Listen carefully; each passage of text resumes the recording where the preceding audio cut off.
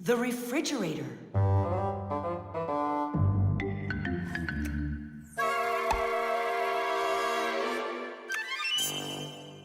Good job. My homework is all done.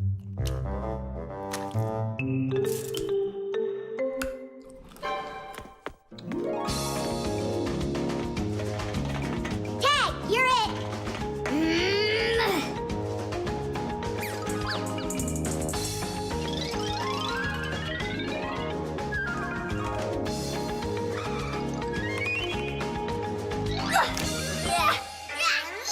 Haha, Tag, now you're it. Simka, I'm stuck. Help me.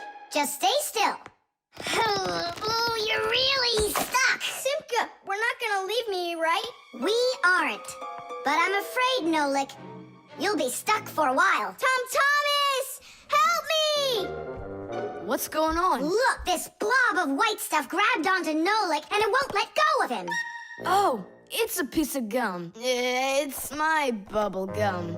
Oh, thanks a lot, Tom Thomas. Now what's the plan to get me unstuck from here? Here's what we do. It's gotta be frozen. Once I sat on gum too, and my mom put my pants in the freezer. The gum froze up and it came right off. I don't want to go into the freezer. Don't worry, Nolik. I'll stay right here with you. Just hold on. It won't take long at all. Huh. Why do I need to hold on? The gum's already holding on to me. Simka, do you know why it's so cold in the freezer when outside it's warm? I'll explain it to you. A refrigerator has a pump that pushes a special liquid through a long tube. Inside the refrigerator, the liquid in the tube wants to turn into a gas. To do that, it takes the heat from everything inside, and that makes the refrigerator cool. Then the pump sucks in the gas and pushes it out as a hot liquid into the tubes on the back of the refrigerator. That lets all of the heat collected from the inside escape into the air outside. I wish I was somewhere warm. Hold on. I'll go get us some warm clothes to wear. I don't want to hold on. I want to go with you. Just hang in there. I'm hanging. Tom Thomas, open up!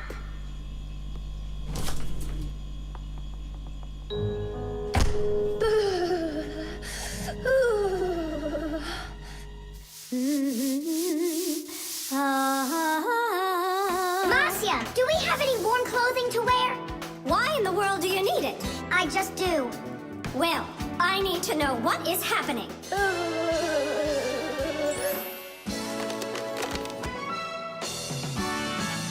Hooray! Tom Thomas, Simka, open up the door! It looks like I'm gonna freeze up in here for good.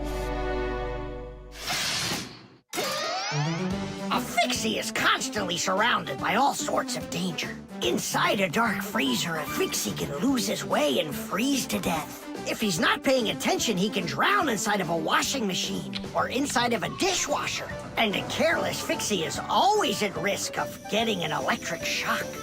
Or suppose there's a short circuit inside of an appliance that starts a fire. If this happens, you need to run away if you want to survive.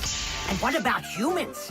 Well, they don't even believe that we Fixies exist at all, so they can accidentally drop something on top of a Fixie, or step on one, or kick us across the room. So if we don't get out of the way in time, So what I'm saying, Fixies, you need to be careful out there and pay attention. So be smart and stay safe, fellow Fixies.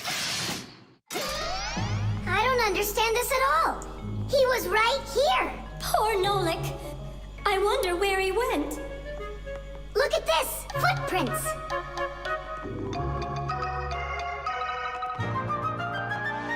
Nolik, you're alive. You scared me half to death. How did you get out of there? Well, you told me about how a refrigerator works. And so I found that cold tube and started crawling on it until it got hot, and then I was here. Hey, there's smoke coming out of you. We need to cool you down right away.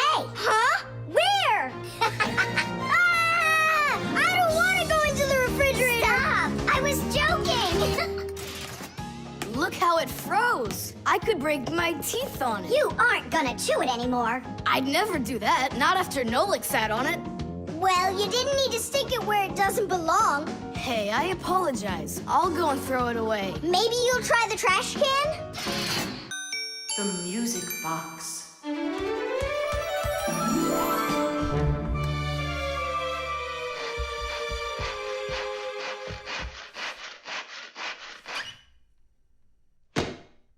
And when the Pied Piper began to play his magical flute, the rats came out of their holes and followed him. And they never would be seen in Hamlin ever again.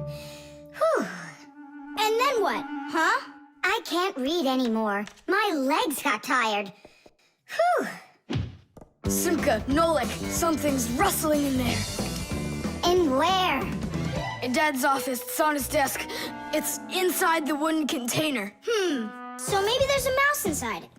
Tom Thomas, sit right here while Nolik and I go and check. And if there's a mouse in there for real, then how are we gonna get it out? Those rodents are really so big. And why was I reading that book to you, huh? Just grab a flute, give it a toot, and the mice will scoot. And where are the flutes gonna come from? We'll make 'em. Toot, toot, toot, toot, toot. You got it? Sure I did. Wait a second. Let's get a little closer.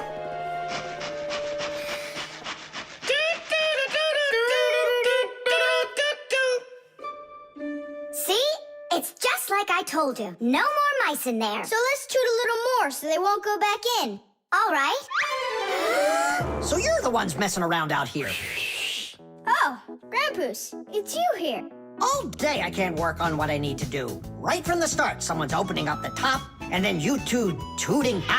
It was Simka who came up with the tooting. Just because you're afraid of mice. Wow, what kind of machine is this? Well, what do you think?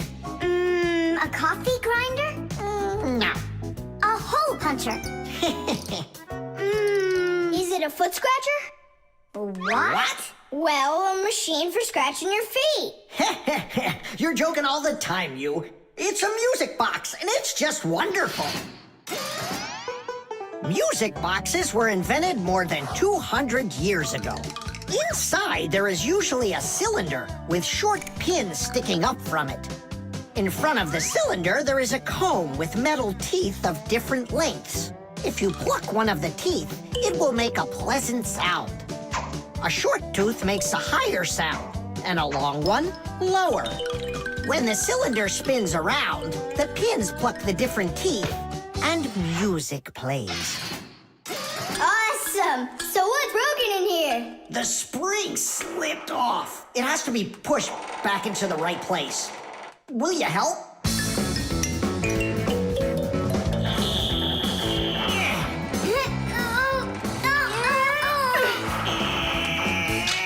There we go, that's better. How come the music's not playing? First, you have to wind up the spring with the key. Tidish! I know who can wind up the spring. Well, Tom Thomas, can you guess what kind of machine this is? A paper cutter.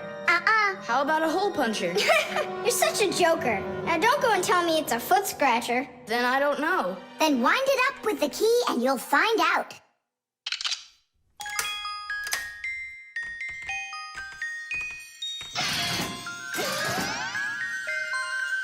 Do you want to know how the higher and lower sounds come out? Put a regular ruler over the edge of a table. Hold down one end of the ruler and pluck on the other. The shorter you make the end hanging off the table, the higher the sound will be. The teeth inside of a music box work the same way. And bells work the same way too. The smaller the bell, the higher it rings. The sound of a violin or a guitar depends on how thick the strings are. Fat strings make a lower sound, and thin strings a higher one. How tight the string is also makes a difference. Take a piece of string or a rubber band. Tie one end to a doorknob and pull on the other end. With your free hand, pluck the string. The tighter the string gets stretched out, the higher the sound. If you want, you can even play a tune. think I got it now. It's an old player for music. That's close, but not it. A music box is what they call it. I just said that. So, what was it in there, Just a broken spring. It's not the thing I'm dying to know. Who was moving around there? All I'll say is we, Tom Thomas. Won't let that secret out. Shh. The toothbrush. Once I finish you, my top secret growth potion, I will create my own giant canine crew. And then I'll rule the... Whoa! Wow, this is super. You're better than a TV show. Oh yeah, it's fun, but it's gonna end badly. Tom Thomas, get ready for bed. I'm going, Dad. But first, my secret recipe. We start with a bit of carbonatorous. And now a little bit of bread and butterous. And finally, beard of foamerous. Chusaka. Don't be afraid. Drink, my baby. And you'll grow 10 times your size. What? It doesn't taste good? Oh, right. I forgot it needed stirring. This hypersonic mixer will do the trick. Tom Thomas, you shouldn't use what doesn't belong to you. That's your father's toothbrush. Ah! Hey, cut it out! You're acting crazy.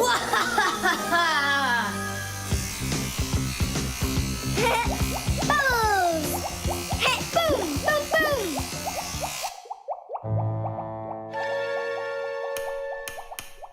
Uh-oh. You said it. Uh-oh. You, Tom Thomas, are a big boy, but your brain is smaller than Nolik's. Why, thank you.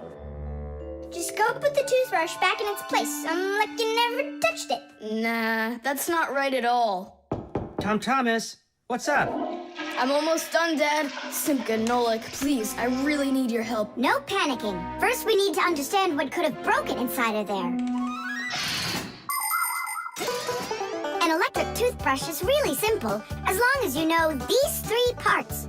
The battery, the motor, and a very clever mechanism that connects the motor with the bristles. The whole secret to the toothbrush is right in there. That mechanism uses the spinning of the motor to make the bristles move very fast back and forth, from left to right, from right to left. And that's how it brushes your teeth. So what can we do about it? Here's what we do. First, we take out the motor. Then we take the gears out. And then the mechanism. How much time do we need to do that? 1 or 2 hours. What? No! Just listen here, Tom Thomas. You need to open up the battery compartment. Wait for me right here.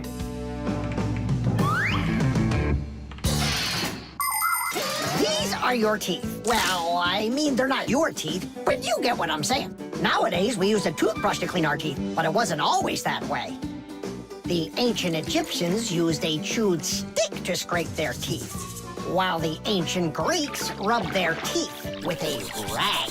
And the Vikings, well, who knows what they used? And then, only 200 years ago, an Englishman named William Addis came up with something better.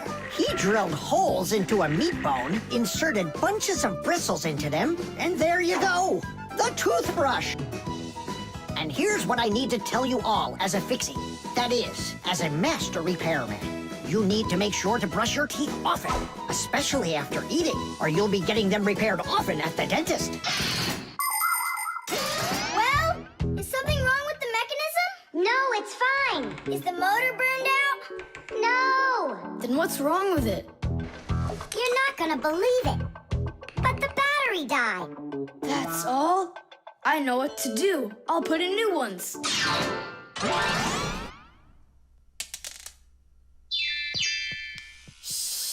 Your dad turned the toothbrush on. Looks like everything's fine. It's working. Ooh, way to go.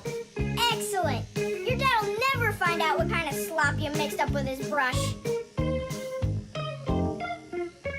What slop?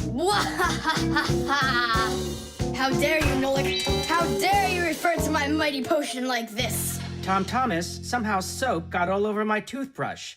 Can you explain that? Ay, ay, ay.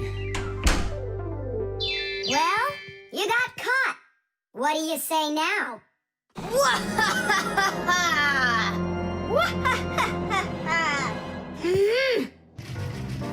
The washing machine. Look at that, Simka. They're showing Titanic on the television. Hey, Nolik, that's not a television. That's a machine for washing laundry. No way. Yeah, it's just a plain old washing machine, Nolik, don't you know? Tell me about it. You're such a great explainer. Inside of a washing machine is a big drum. People put their dirty laundry in there and add a special kind of soap called detergent. When they turn the washing machine on, the drum fills with water, and then the motor starts to spin the drum.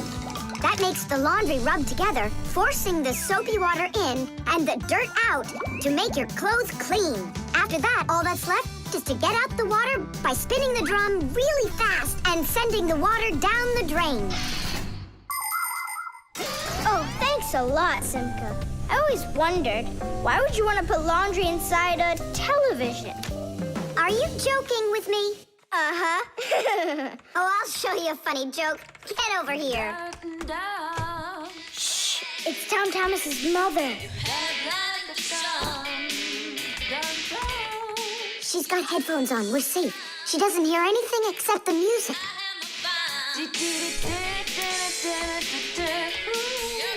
Now she'll come back, add the soap, turn on her television, and watch the second part of the movie. Again with the jokes. This time I'm really gonna let you have it. Whoa! Nolik, just do what I say. I came up with a plan. What's your plan? To run away!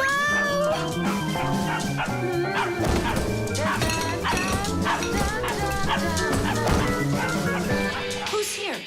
Hello? Huh.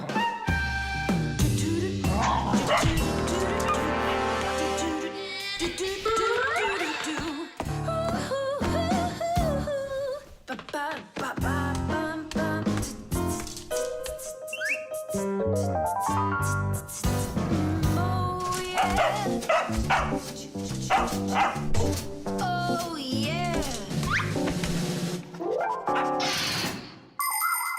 There are a lot of things to keep in mind with a washing machine to use it right. For example, do you know what can happen if you wash red and white shirts together? Well, the white one might just turn pink. No, it's not because it's embarrassed, but because some of the color from the red shirt happened to get onto the white one.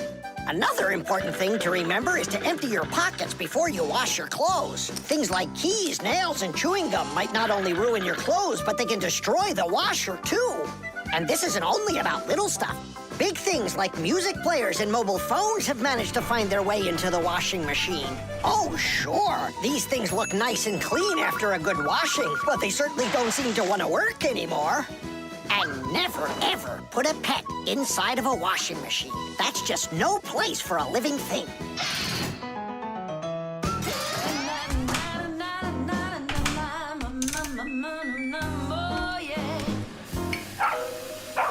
You know what, Simka? I've never been laundered in my entire life. We better get out of here, Nolik, right now. And the faster, the better.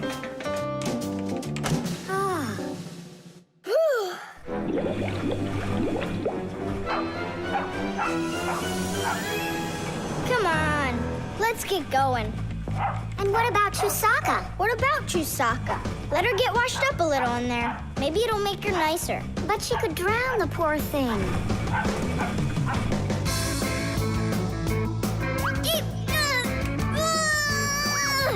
I don't think we can do this alone. We should get help from Tom Thomas's mother. 1, 2, stop! What? She moved out of the way.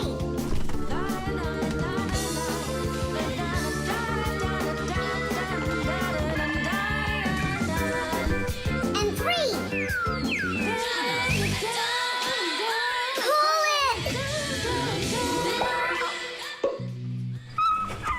Huh? What is that? Oh my goodness! Oh, my sweet little baby. How did you get in there? You wait right here in the tub and I'll go get you a towel. So, you wild little beast. Looks like we saved your life. We're friends now? Nolik, sure doesn't look like she wants to be our friend. So what do we do now? Same old plan. Run!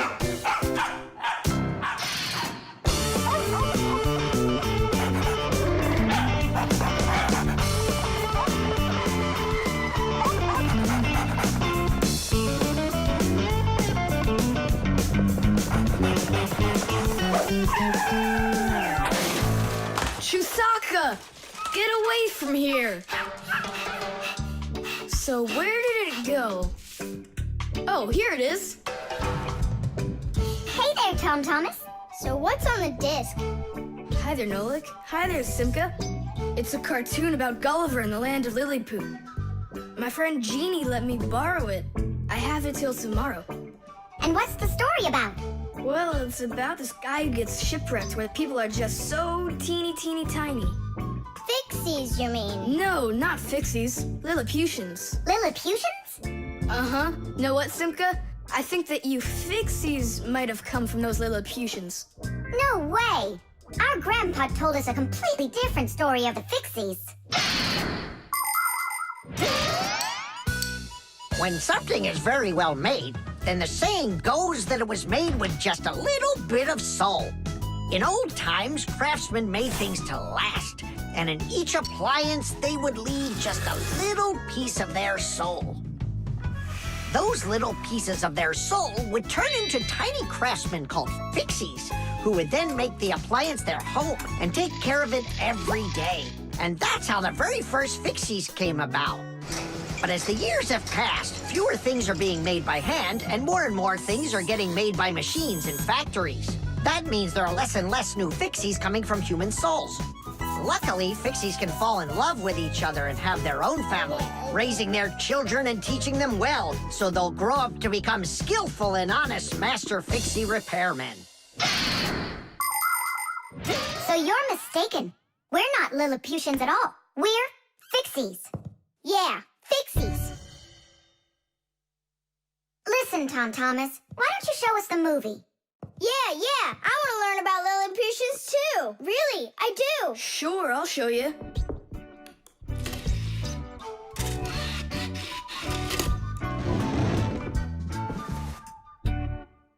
Oh no, what's going on? I broke it, I can't give her back a disc that's messed up. Don't panic. We'll take a look at it. Come lay it down over here.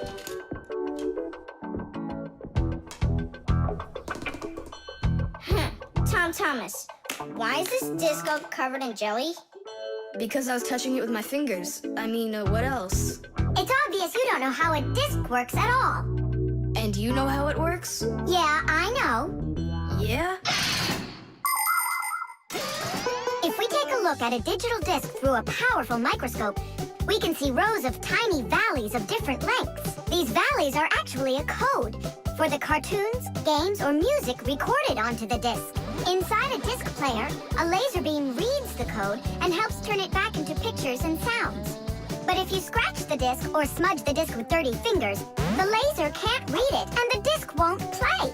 That's why you need to keep discs clean and stored in cases. So that's why you should only hold discs along the edges. And when you're done watching them, you have to put them back inside their boxes. And what about this one? Do we have to get rid of it? Not so fast. Nolik, this calls for a major cleaning. Let's get the brooms.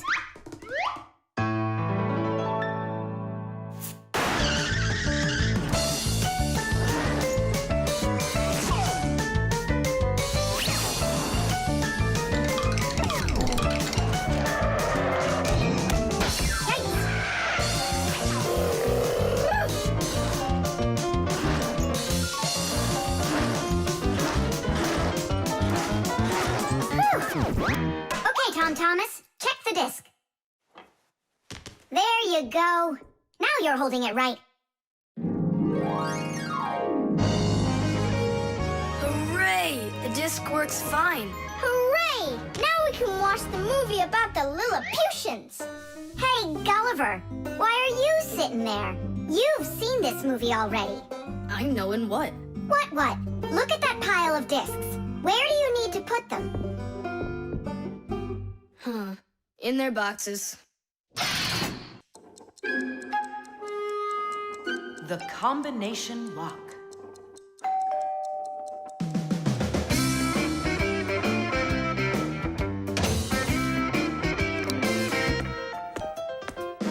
Ah! He's home!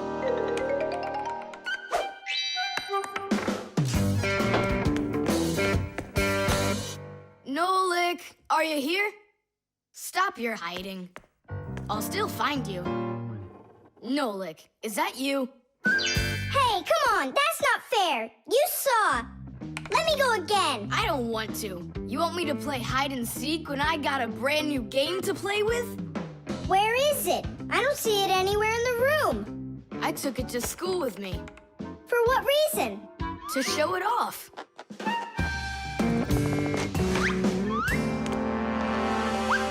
Wow! Awesome game! Tom Thomas! Can I play your game? 'Cause I'm not done playing with it yet. Now just try asking me to do some favor for you. Wait, was it a 3 or a 4? It could have been 5. I forgot. What about? I forgot the combination. And now I can't even do my homework. Everything I need to finish is inside of there. I'm not climbing in to find out your homework. Don't even ask me. Tom Thomas, why do you look so upset?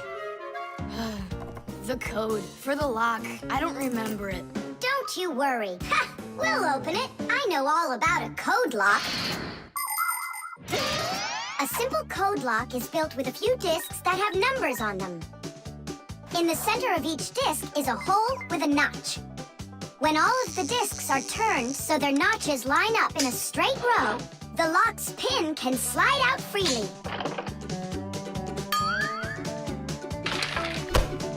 And to get the notches to line up, just turn the discs to the lock's code and the lock will open. It's that simple. It looks like we gotta take a look inside the lock. Ah, I see. Nolik, where are you? There's work to do. I won't do it. I'm not gonna help such a greedy boy. Nolik, won't you help me out here? And I won't be so greedy anymore. All right, you broke me down. Only as soon as we're done, you're gonna let me play with the game. Right.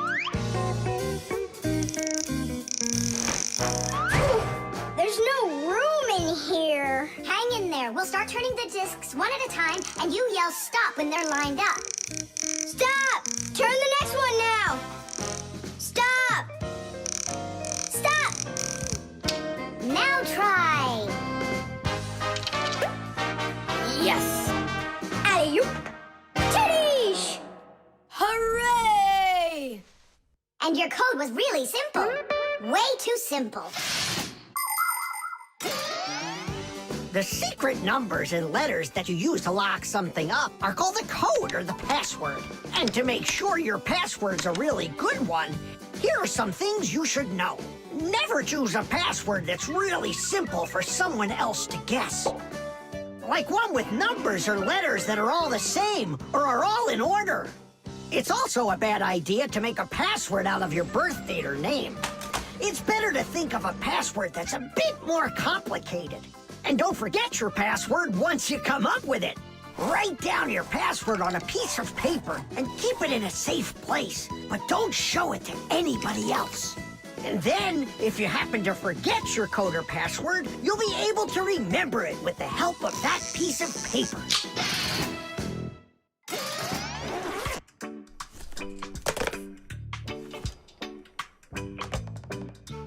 And why did you ever put a lock on your backpack? I was hiding the game from the other kids. Then why did you take it to school today? I wanted to show it off to my class. And did you show it? No way. If they would have seen it, they'd be like, I want to use it, I want to play. And so you hid it and didn't show it to anybody. Not to anyone. Then why take it to school, silly? To show it off there. You're just some show-off. You're just some greedy... Oops, sorry. Once greedy boy. Will you let us play now? Play away.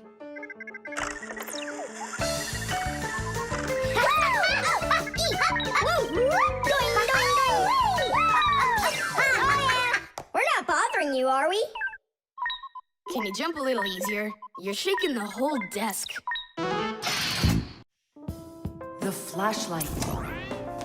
Where is that thing? Hi, Tom Thomas. What are you looking for? The flashlight.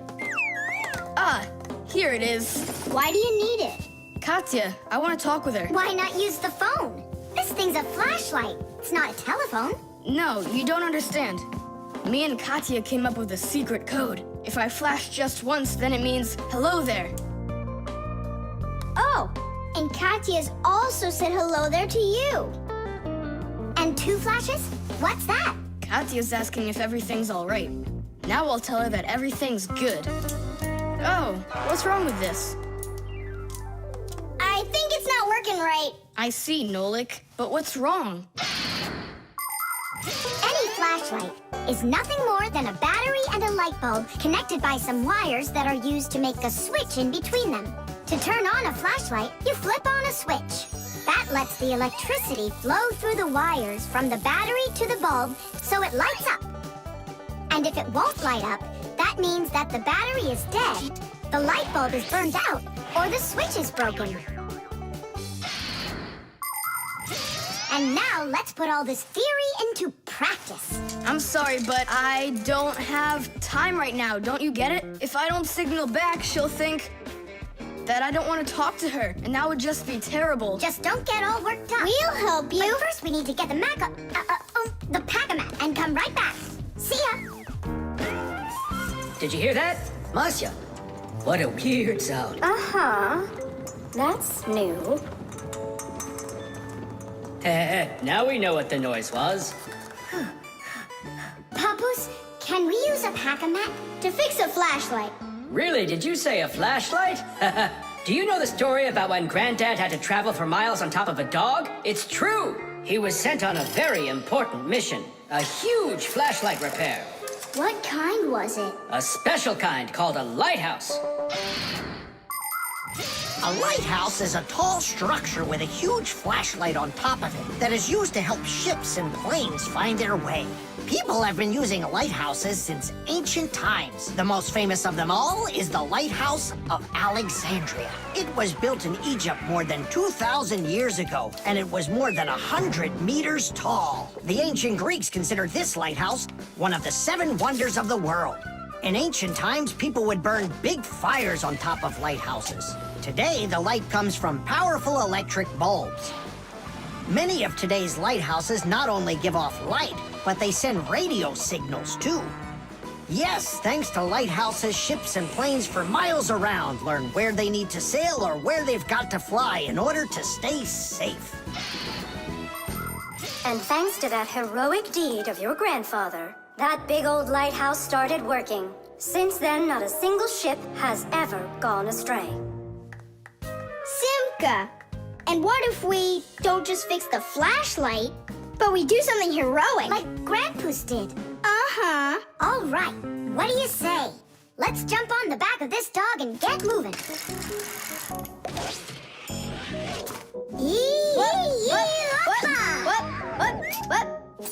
Stop ducking. Grab hold of my hand.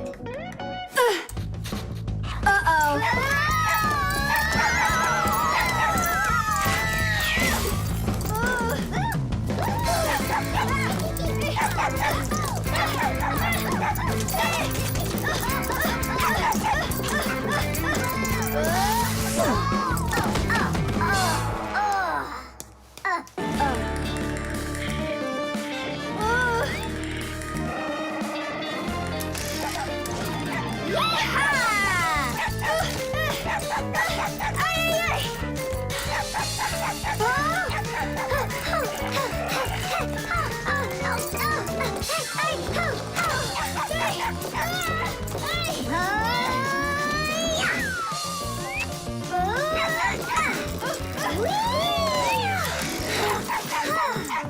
Chusaka, no!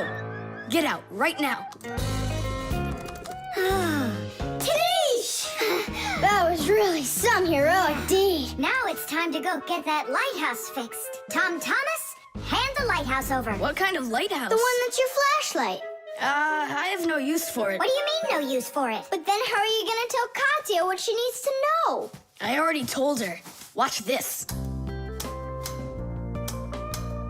No, that wasn't the deal. Yeah. You want to tell us our heroic deed was in vain? Well, if you need some heroic deed, then sure, fix it. Hooray! The microwave.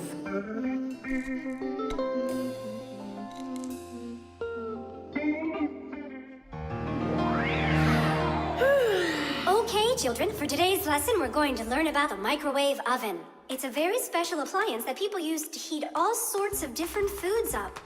Oh, wow. Is there any chance that we could get heated up here? You'll find out about that too, if you'll pay attention, of course. Whoa! Got it? Now listen carefully. I'm listening.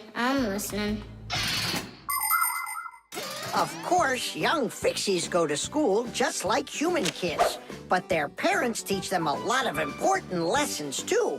Fixie parents take their kids on tours of all sorts of different devices and teach them what Fixies can do to keep them working properly. They like to show them how the computers or televisions or gaming systems work, or any one of the many appliances they take care of inside of the kitchen, like the stove. Every once in a while, a new device appears in the house, something that the Fixies have never dealt with before. To learn how this new thing works, the Fixies gather together and read the instructions that the humans keep printing up, but almost never seem to take the time to read for themselves. And so now it's time to look at the magnetron. That's what emits the microwaves. Oh, and so the food absorbs the microwaves, and that's what heats it up. That's right. And now, look carefully to your left. Hooray! Freedom! Oh, Tom Thomas. What do you say? Want to watch cartoons? I can't.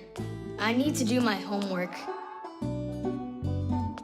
Then just do it quickly. For some reason, whenever I start doing homework, I always get hungry for some food. Then just eat faster. No.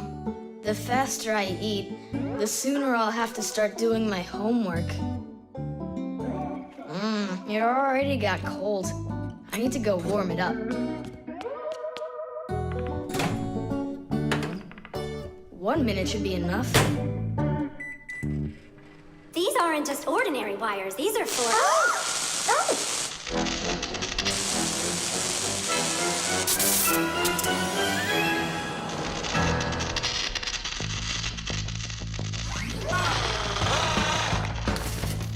Marcia, what's going on? It looks like it might be an overload. The microwave might burn out. Then we better run out of here. What do you mean, run? We need to save this microwave.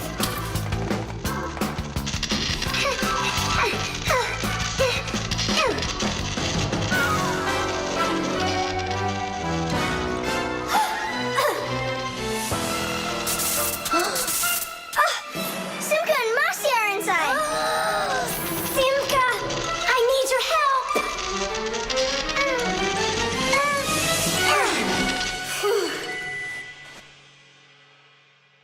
Tadish.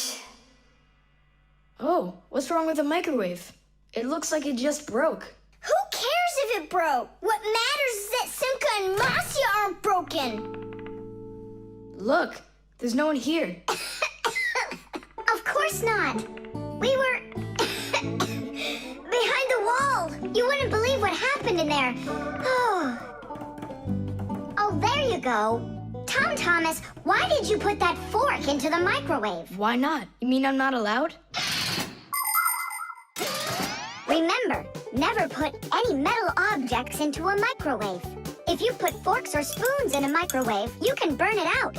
And then not even a Fixie will be able to fix it.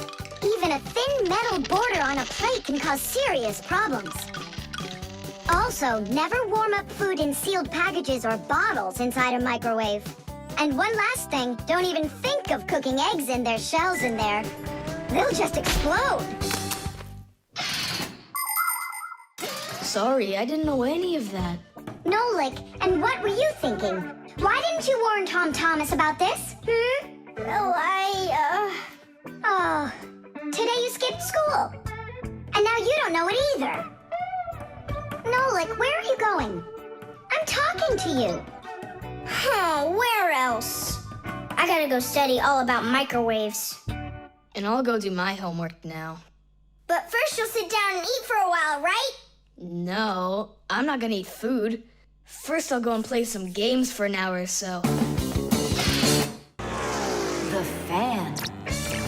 Pass him on the left. Step on it. Now pass him on the right.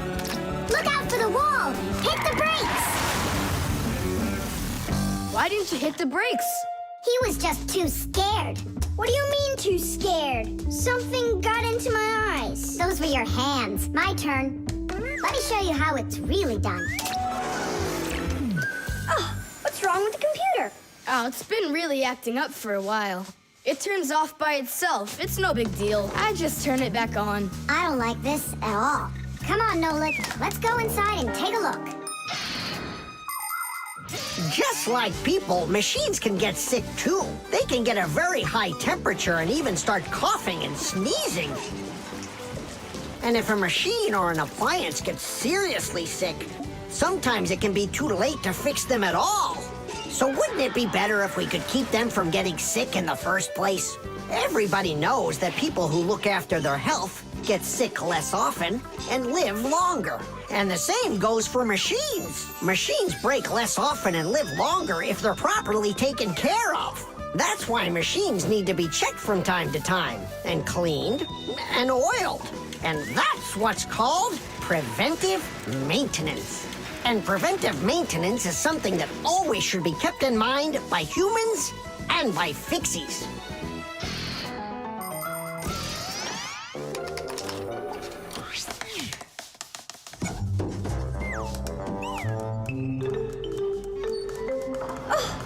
What is that? What is what? Can you hear that? What are all those sounds? It's probably just, a Fixie eater that woke up. What? What do you mean, Fixie eater? Didn't you know that inside of some appliances there live horrible monsters? They love to attack Fixies and eat them up. And the smaller the Fixies are, the more the Fixie eater likes to eat them. Ha ha! And how come you never told me anything about Fixie eaters before? I didn't want you to get scared. All right, scaredy cat. Let's keep going.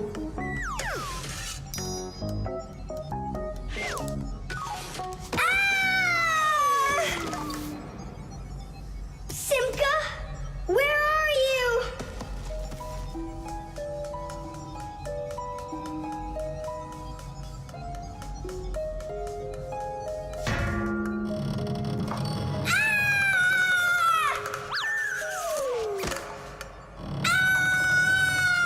Oh no, don't eat me, Fixie eater!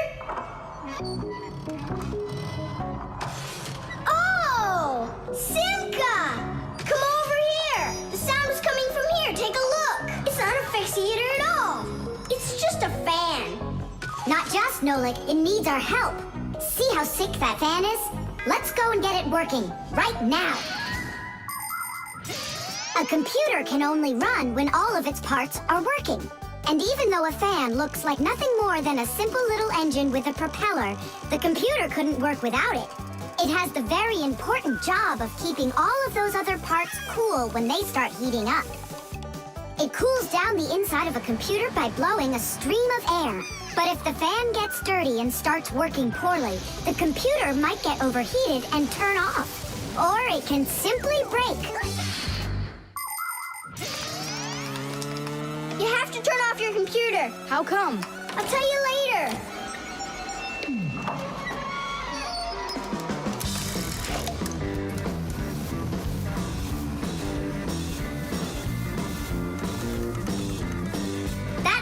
done. Now we oil it. Let me try. All right. It's oiled up. Just like your nose. Tom Thomas! Turn it on!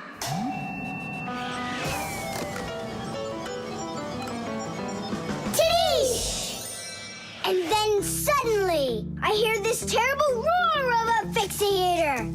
But I wasn't scared one little bit. And I just ran right into the battle. And Simka? Oh, she was hiding somewhere. You know, she's a girl, and they're all cowards. So I had to fight the monster all by myself. Ah! Oh, I guess that was an example of how girls hide like cowards when they're too scared. Well, yeah. The drain. Hey, Nolik, come help me. The fan in the computer needs dusting. Not right now. Me and Tom Thomas are painting a card for his parents' anniversary. Oh, look, poor you. You must be so tired. Hi, Simka. It's really great you're here. I have a question. 12th anniversary, is it spelled with an F or is it with a V? You know what? First put down the number 12, and then put a dash on there, and then a TH. Oh, right. But first I'll change the water. I'll be right back. Oh, Mama left her ring here. Whoa! No! Oh no, what have I done? I spoiled my mom and dad's special day. Where? In the bathroom? My mom's ring was lying there, and I dropped it into the sink, and now it's washed away. There goes the day. It didn't wash anywhere. Don't you know anything about how a drain trap works? About a what? A drain trap's a special curved pipe under the sink basin. Water flows out of the faucet and flows down into the drain trap, and after that it goes down to the sewer. But when you turn off the water, not all of it washes away. Some of it stays down in the drain trap. It's made that way so the smell from the sewer won't get back into the house. A ring is much heavier than water, so if you happen to drop it down the drain, it won't wash away. It will stay at the bottom of the drain trap. Well, that means we still got a chance. Yeah, but how in the world can we get it out of that trap? Who knows? I don't know how to swim. Don't worry, it's all under control. Do you have any thread? Plenty of it. Go get it, and I'll be back in a flash. I can't fix it like this. I need my welder. Papoose, I need to borrow your pack-a-mat for a little while. Now that's a coincidence. I need to use it too. Marcia, then I need to use your pack-a-mat. What? I'll bring it right back. Hey, where are you going? Just watch what you're doing, dear.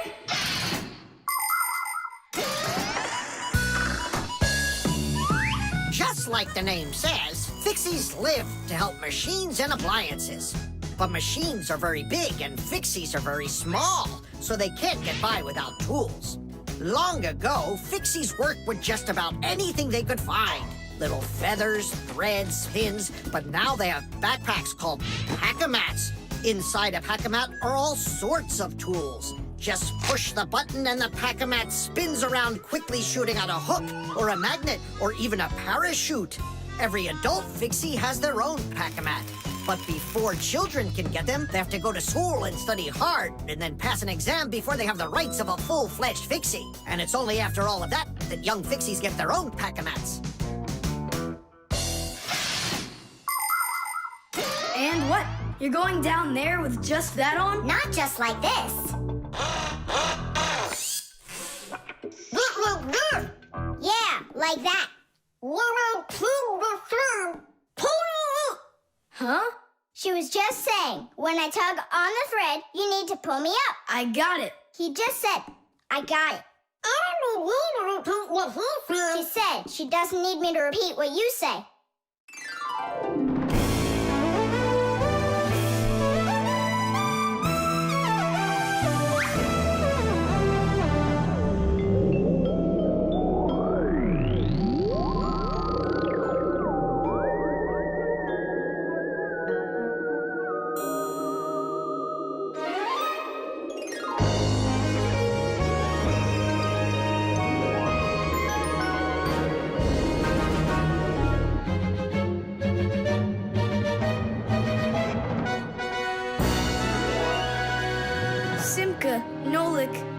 thank you. You really saved the day.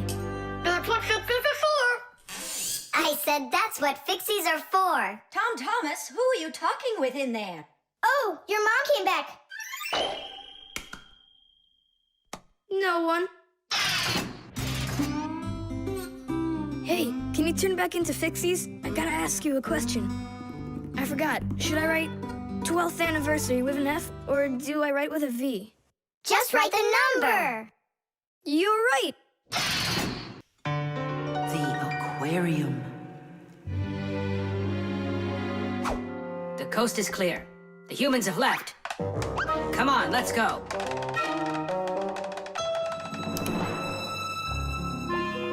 Marcia, why are the fish looking so tired?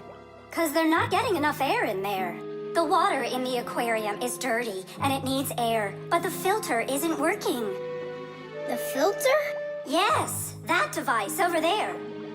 These fish need our help, and if we don't do something right now, they could die. Right. First, I'll fix that light, while you and Marcia go over there and see what is wrong with the filter. But I want to go and look at the filter too. You're too small for this. Oh, whoa, whoa, whoa. And you're a giant. I mean, you're like 6 feet tall, huh? That's enough arguing. Nolik, let's go.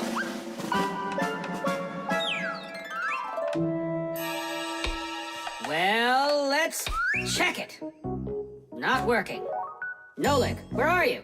I'm up here. What are you doing up there? Nothing. Holding on. We don't have time for that. Get down. We have to get this switch working.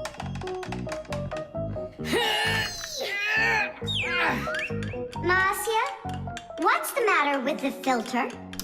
Well, probably something's caught inside and it's stopping the motor from turning. A filter is used to keep the aquarium water clean. A motor in the filter turns the paddles and pumps water through a fine net or a sponge. The dirt in the water gets trapped in there, and the cleaned water is put back into the aquarium. Many filters not only clean the water, but also add air to it, so there will be more oxygen in the water.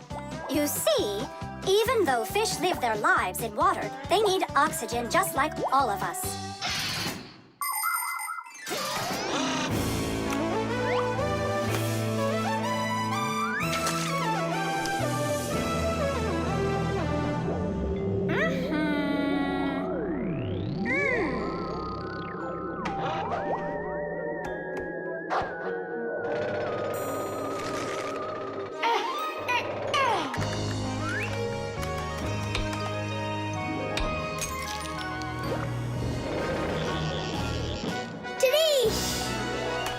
Way to go there!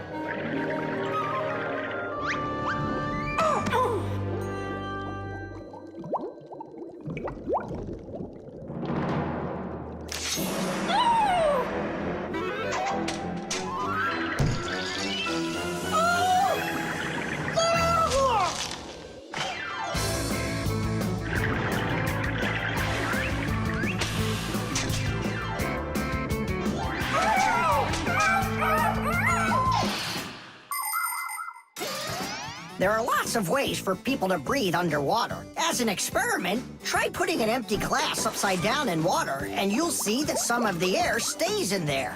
That's the idea behind the ancient diving bell. An empty bell was lowered under the water, and some of the air remained in there for the diver to breathe. And about 200 years ago, the first diving suits were invented. The diver got air from a hose that started above the water. This let the diver spend a long time under the water and even walk around on the bottom, but just not too far. Later on, people learned to squeeze a lot of air inside of metal tanks, and that's when scuba diving started. Scuba divers breathe the air stored in these tanks so they can swim freely and even dive deep down below the water. Our work is done. The light is on, and the filter is working. And the fish look so excited. As if they're not fish, but monsters. Thank goodness they're behind glass. Papoose! Just hang on. We'll be right there to save you. But I don't even have my pack-a-mat. Ooh, look how they're chopping their teeth. They must be so hungry. You're right. They're hungry. Nolik, come on.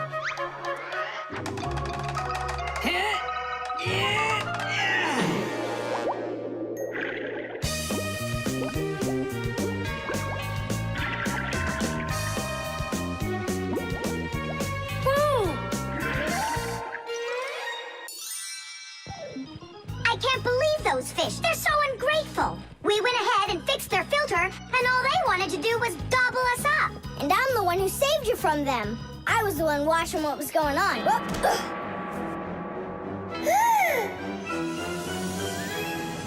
Oh, gee. Hold it. Do you think giving her some food will help? As long as you're not thinking that food is me. The Electric Kettle. That's 4. Come on, Tom Thomas, just one more. Come on now, Tom Thomas. I know you can do it. 5. That doesn't count. That doesn't count. No, your chin was below the bar. Whew, that's all. I can't do anymore. You weakling. You're the weakling. I'm not. I just haven't eaten in a while, and that's why I lost my strength. You're a slave to food, Tom. And you see, that's the difference between us Fixies and you humans. Many people wrongly assume that the only way Fixies could live is by stealing food off of humans' tables. Or worse yet, by stealing it from their refrigerators. That's just a lie. It's not true at all. Fixies don't eat any kind of human food. So then where in the world do the Fixies get their energy, you're wondering? It's very simple. A Fixie's entire life is connected with devices. Fixies not only live inside of devices, but they take care of them and help them live longer. And in return for their help, these devices share part of their energy with the Fixies. So there you go. The Fixies help devices, and devices help the Fixies. Yes, we Fixies and machines have a symbiotic relationship. So we don't eat leftovers like cockroaches, because we're Fixies. 1, 2, 3, load! How's it possible that a big boy like you doesn't know how to make any food for himself? I'm able to cook, but I'm not allowed to turn on the stove. What can you make without it? Oh, yes. We have instant oatmeal. Look, Do you like oatmeal? you're joking. Only my folks say oats are healthy and make you stronger. Great. Well, then how do you cook it? It's not hard. All you gotta do is add hot water, and I'm allowed to turn on the kettle. Stop and check if there's water in there. If there's none, you can burn out the kettle. It's got enough. Then you can turn it on. Hey, tell me, how does the kettle turn off? I mean, how does it know when the water's hot enough? Inside of an electric kettle, there's a heater hidden underneath its bottom. When you turn on the kettle, the heater warms up the water until it boils. And the boiling water gives off steam that heats up a special metal plate at the top of the kettle. The heat causes the metal plate to bend, and that turns off the switch. So you could say that an electric kettle feels when the water's boiling.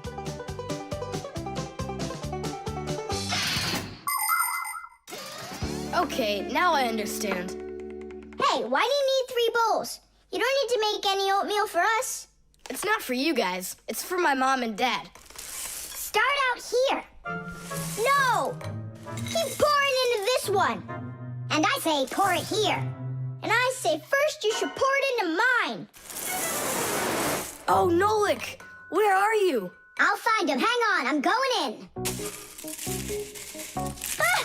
Simka! She was right over here. Nolik! Over here. Simka! Here. Nolik! There. Ow!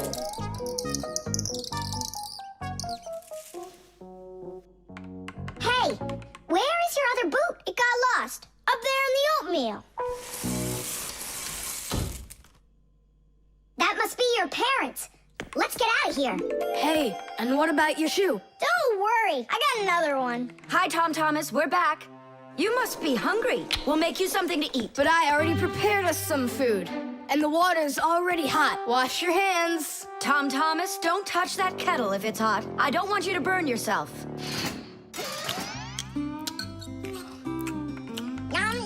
So today we're eating oatmeal for dinner. Delicious.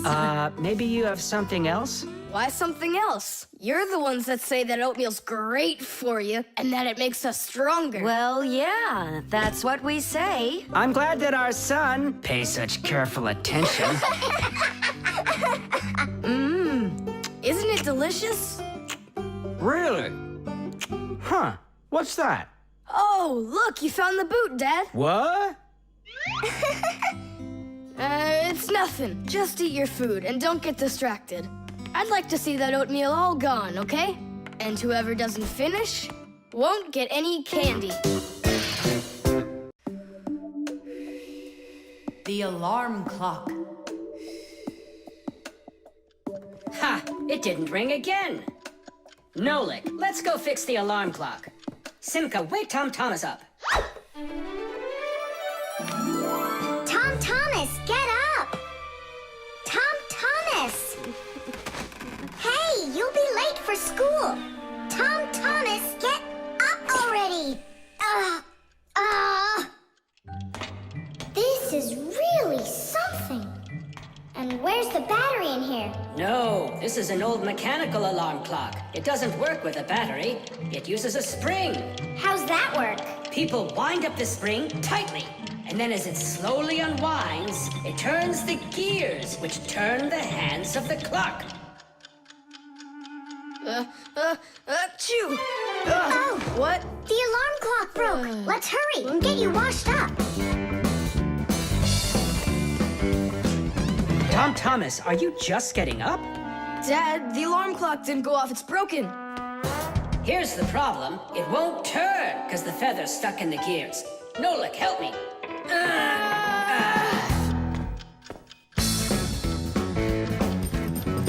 Papas, what's going on? It looks like it's an earthquake.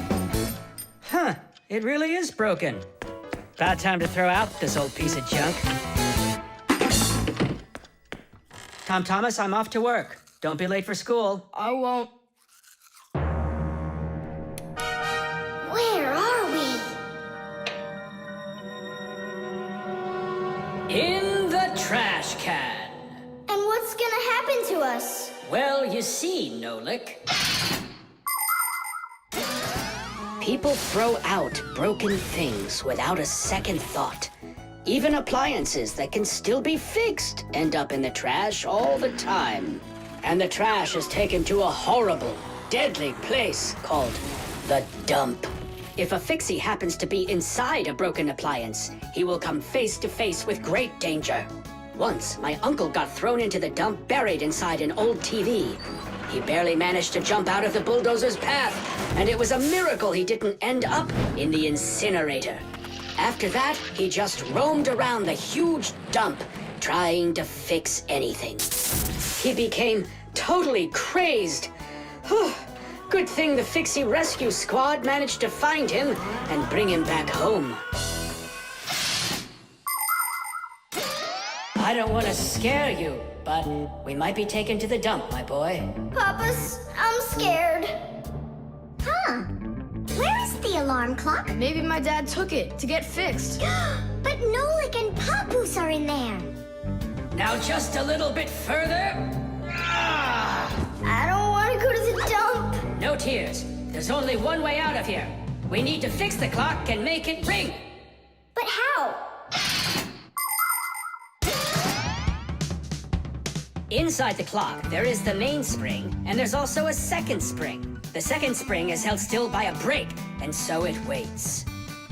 When the little hand reaches the time the alarm was set to go off, the spring jumps off the brake, and the gears are free to start turning.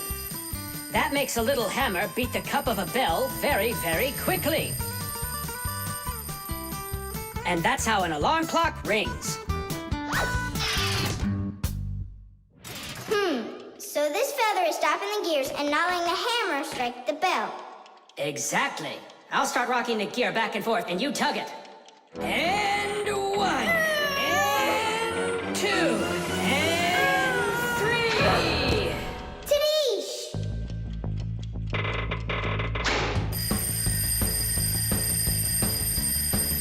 Simka, I think I can hear my alarm ringing. Run to the sound, quickly!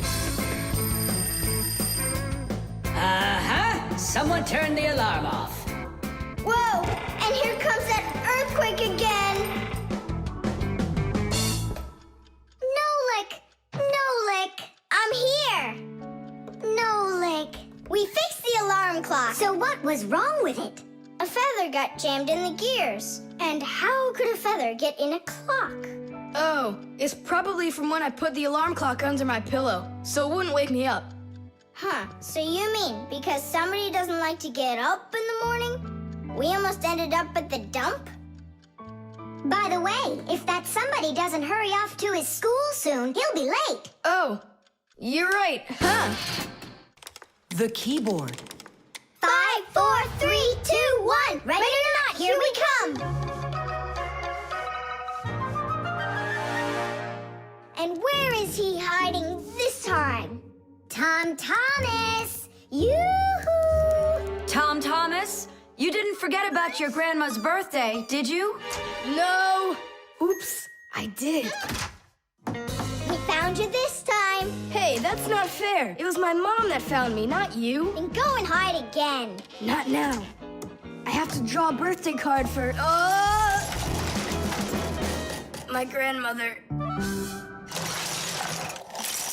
So, we need one clean sheet of paper. When's your grandma's birthday? Tomorrow. But your card won't get there on time. Oh, then what can I do? Come on and use your noggin. Pick up the phone, give her a ring. Your grandmother will be really happy to hear your voice. No, we've got a tradition. We send each other birthday cards. And what's the internet for? Why don't you send off an electronic card to her? Simca, that's genius. Oh, this one's cool. Now go ahead and type your message.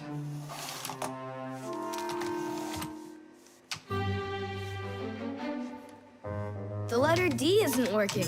How can I write Dear Grandma without D? Just let her be a plain old grandma without the deer. But the letter G isn't working either. It looks like we could use a pack-a-mat here. A pack-a-mat? What for? To clean off the keyboard's contacts that got all dirty. What contacts? A key on a computer keyboard works pretty much the same way as a doorbell does. When we press on the button of a doorbell, the contacts inside touch, which lets the electricity flow that makes the bells ring.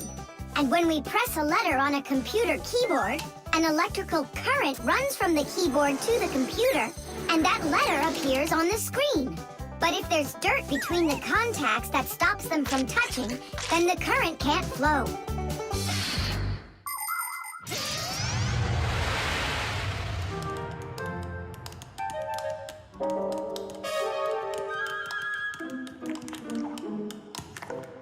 Thomas, what did you drop in here that is so sticky?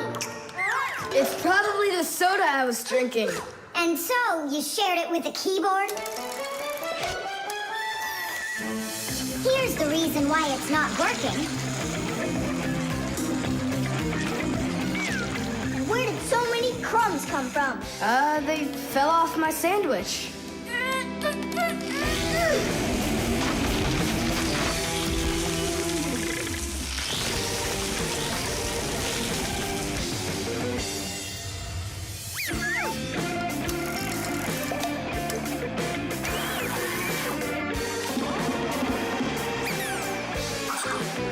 What in the world is this red stuff down here? That must be the sauce for my mushroom pizza. Oh, Nolik. Well, now it looks like we're gonna be out picking mushrooms. The Fixies are always ready to help people out, but there are some people we really don't feel like helping. I remember when I was working as a Fixie back in one house. It was a disaster. One day, the owner spilled coffee on the remote for the TV. As I was running to clean the remote, he starts pounding the TV with his fist because the channels won't change. So now the TV is broken too. Well, with no TV, he decides to listen to some music, and he carelessly pulls the music center onto the floor. So he tries to fix that himself and manages to break it for good. And then he sits down on top of his telephone and breaks that to bits. Meanwhile, I'm still busy trying to clean the coffee off of the remote. There wasn't a minute of rest with this guy around. In the end, I couldn't take it any longer. So I got out of there, and now I'm here, teaching kids.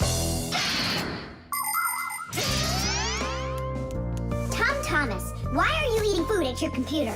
Yeah, they don't feed you in the kitchen or something? Now I know it.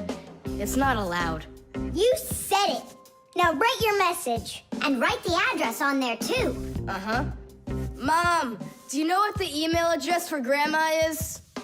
Grandma doesn't have an email address. So what? We went ahead and fixed that keyboard for nothing? I still need it. Am I Grandma? I'll give her a ring on the phone. You said you had a tradition of writing each other cards. And what? Grandma will be happy to hear my voice. That's some original idea, huh? The screws. Hey, Tom Thomas, what you thinking about? Huh? For school, I have to write an essay. My very best friend. I don't know. Who should I write about? What do you mean, who? Aren't I your closest friend? Of course. How could I forget to write about you? And you can keep forgetting. That's our secret, right? Don't you remember the promise you made when we met? Sure, how could I forget?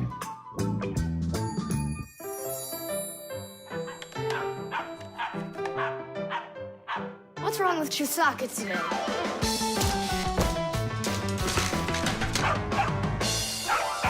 Chusaka, why are these screws bothering you so badly?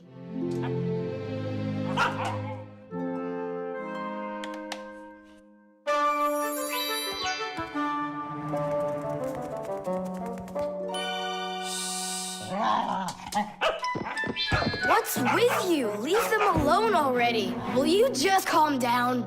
You're gonna destroy my plane.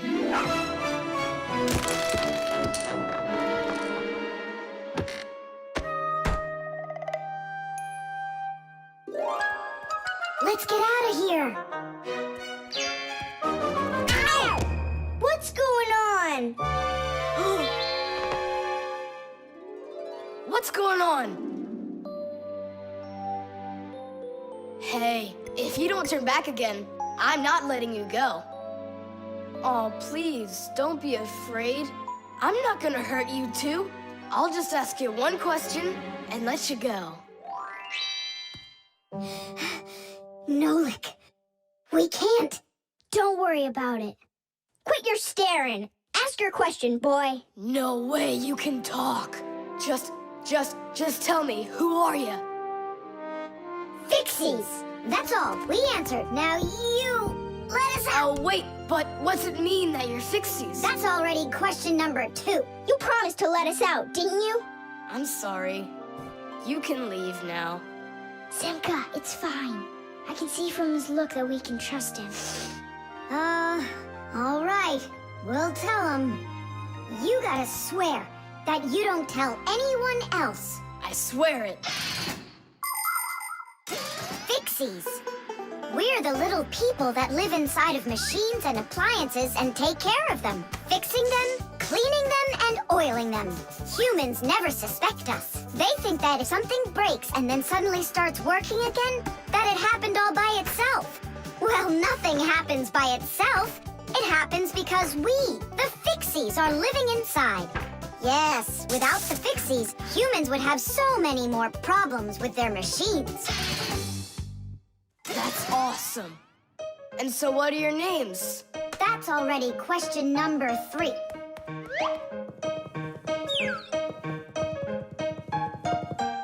You can call me Nolik, and her name is Simka. And my name's Tom Thomas. Will you come back over? Oh, well. I was this close to becoming the first kid in the whole world who made friends with the Fixies. I thought you guys would never come back over. And we didn't plan on coming back. But then we thought it'd be really great to be the only Fixies in the whole world, who are friends with the only kid in the whole world, who is friends with the Fixies. Ah! And who has told no one about us. The Fixies do everything they can do to hide from humans. They are afraid that if humans discovered Fixies, they would hunt them down and capture them and start keeping them in cages just like pets. And worse than that, they would take them into their laboratories and start examining them under microscopes, even conducting scientific experiments on them. Or suppose that humans thought we'd do all their work for them, and so they decided that they didn't have to take care of their appliances any longer. Well then, let me tell you this. If humans decided that they didn't have to clean or fix their own appliances, then not even the Fixies will be able to stop them from breaking no matter what they do. That's why the Fixies are very smart to hide from humans. Okay, then, I'll write about someone else. I have the very best friend ever. Period. When something's broken, he repairs it. He's the one and only the one and only Nolan. The electric train. Woo, woo, woo, woo.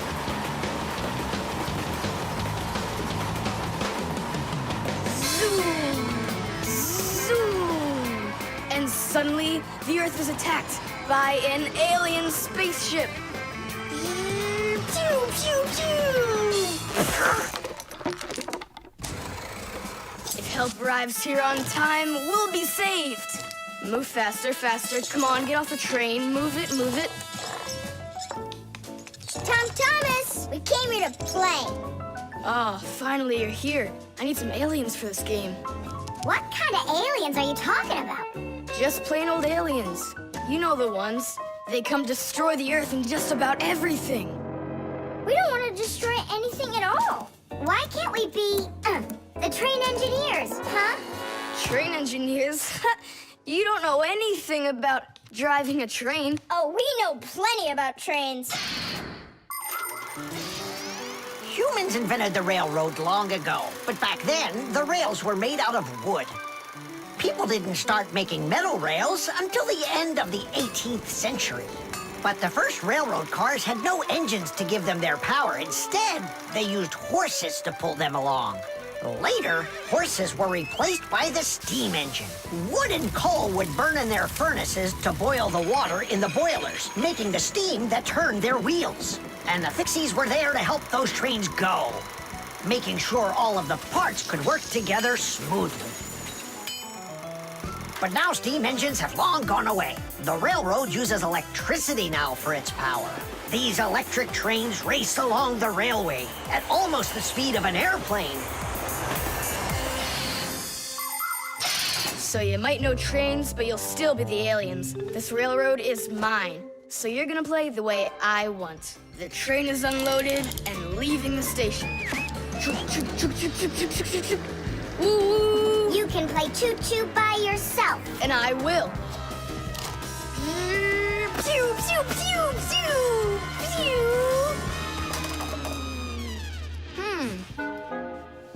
Hey, why did you stop?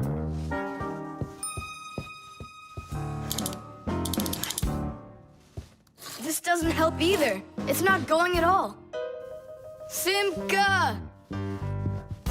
Nolik! Where are you? Did I hurt your feelings or something? Mom, is Dad gonna be home soon? No, is something the matter? We've been attacked by evil aliens. The train has to be fixed right away, or we'll never escape them. You want some tea? I've got to think of something. Simka, Nolik, I know you're in there. Please forgive me if I hurt your feelings. I'm really sorry. There's nobody but you that can save the world from the evil aliens. All right, you talked us back into it. Well, let's go and check the rails. Nolik, follow me. I'm faster. Whoa! Well, so much for being faster. But it looks like I found the brake. Tom Thomas, the rails are broken. I know, and so? You know, but that's why your train's not running. Just like a real train, model trains run on electricity. But there aren't any batteries inside the locomotive to pull the other cars. The engine gets its electricity from the rails. Each piece of the rail has a wire in it.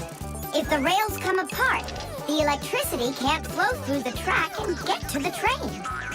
And without electricity, the train's engine just stops going. So reconnect the rails and your train will run again. Uh-huh. Put them together. Ah, yes! Hooray! The train's running! Way to go! So will you play with me now? And which way are we playing this time? Whatever you want, I'm with you.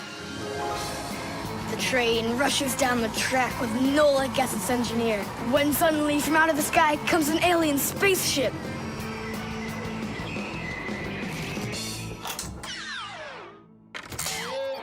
Greetings to you, O people of planet Earth. I come from far away, from another galaxy. Have you come to destroy everything? No, I've come to fix it all. Oh!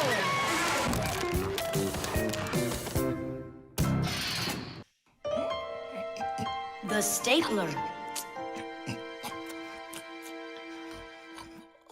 Tom Thomas gets the ball. He makes an incredible move. He's wide open.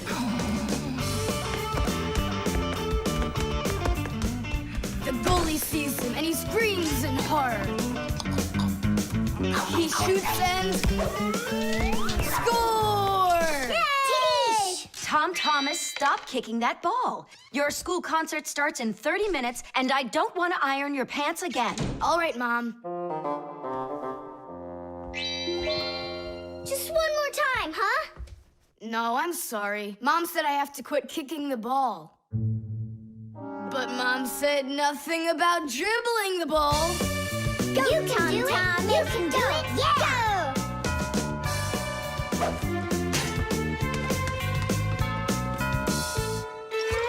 Ah! Whoa!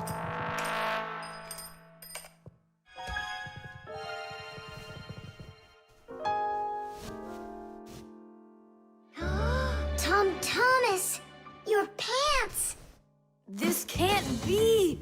These are my special concert pants! Ugh. Yeah, how will you go now? Well, your mom does have enough time to sew them. I'm scared to even tell her about it. She said that I had to stop playing. Hey, I've got it! Here! You think we should fix the rip in his pants with a stapler? Yeah, isn't it a good idea? I gotta try it out. You do. Like this? Stop! Why? What's wrong? My nose itches. That's all. Let's go. You're right, Nolik. It works. That is super! Yeah, the stapler's really great. Do you guys know how it works? Just keep stapling and I'll tell you. The staples for a stapler are lightly glued together. That way you can load many staples at once, instead of one at a time. And a spring pushes the staples to the front. When you push down on the arm, a metal tooth pushes the front staple down through a thin space. And the staple punches holes in the paper. Next, the pointy ends of the staple push down onto a plate. And that makes the staple bend behind the paper. And there you go. The papers are fastened. So you could say that we're sewing, but using a stapler instead of a needle. Yeah, and it works even faster. Huh? What's going on? Could it have run out of staples?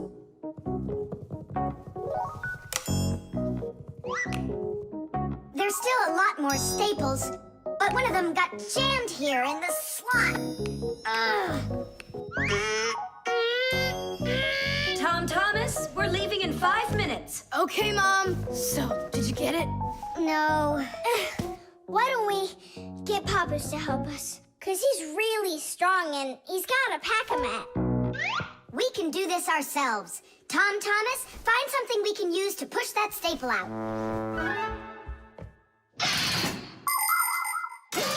The stapler is not a very new invention.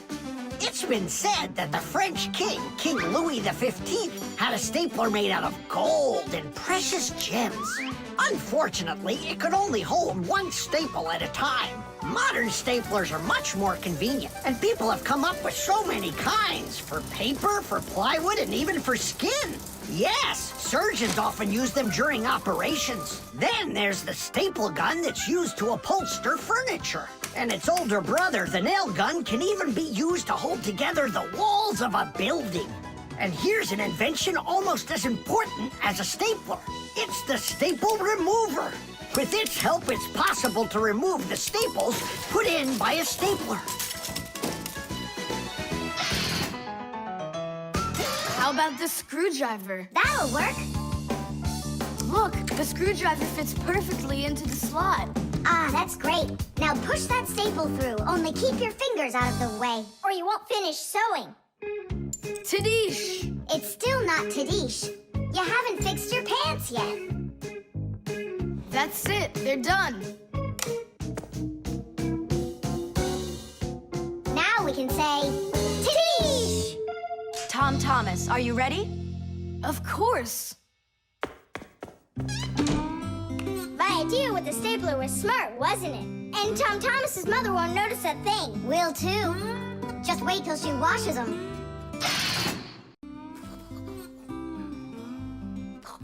The remote. Hey, Simka, the button got stuck on the remote. How can we get it back out of there? Look and learn, Nolik. Please help! Oh, come on, come on, come on, come on, come on! Oh, oh, oh! Should I let it go now? Oops.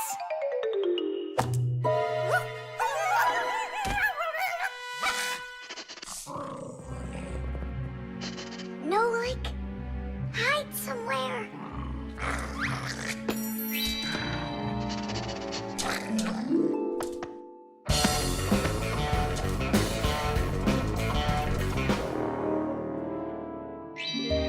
Nolik, she stole the remote. Nolik? Where are you hiding? Nolik! Hello there, Fixies. Hey, where are you?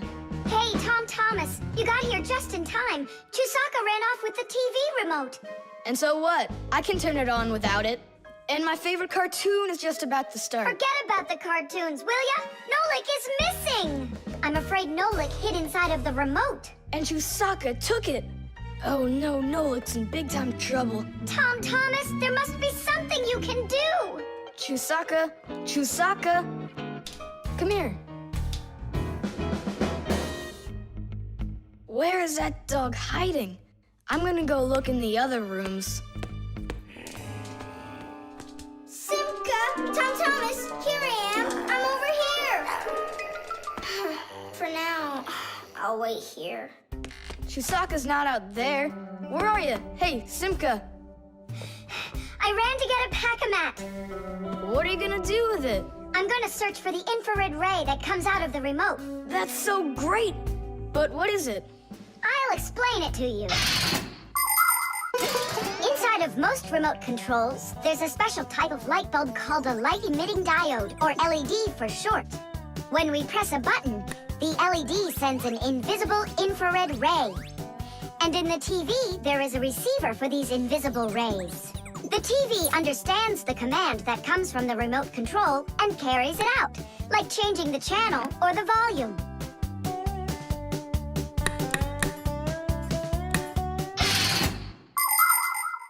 If the rays are invisible, then how's it possible to see them? In the pack-a-mat, I've got these special goggles that can help me. And now what? Yell to Nolik. Get him to close the contact on any one of the buttons. Nolik! You gotta push one of the buttons down on the remote. A button? But how am I gonna do that? Wait, 1 second. Chusaka Chusaks with a brain full of rocks. Meow. Meow. Oh, Mamma Mia. Now she'll eat me together with the remote. Nothing for you here. But here's something. There he is. He's over there. Osaka, come here. Do you want a hot dog? So you want to play tough? All right then.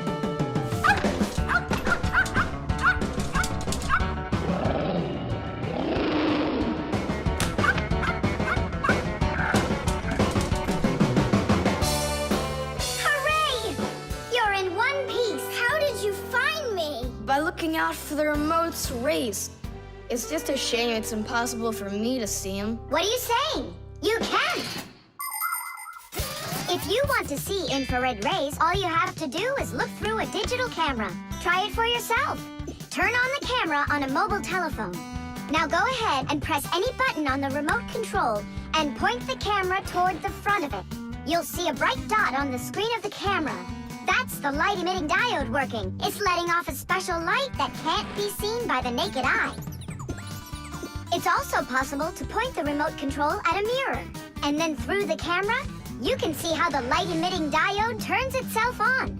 So what that means is that invisible rays bounce off of a mirror in the same way that regular light does. So you can control the TV by bouncing the light from a remote control off of a mirror. You don't believe me? Then go ahead and try it yourself. By the way, if your toys weren't all stuffed under the bed, we would have found the remote without the goggles. Don't worry about it. When the cartoons are over, I'll put them away.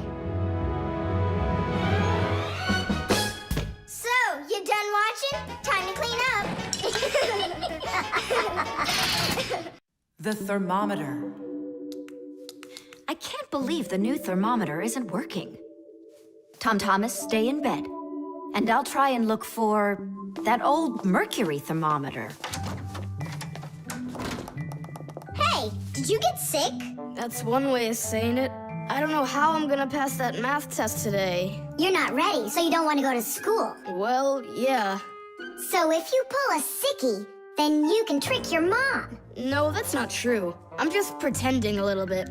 You think so? Well, you won't trick the thermometer. Simka, what's a mercury thermometer?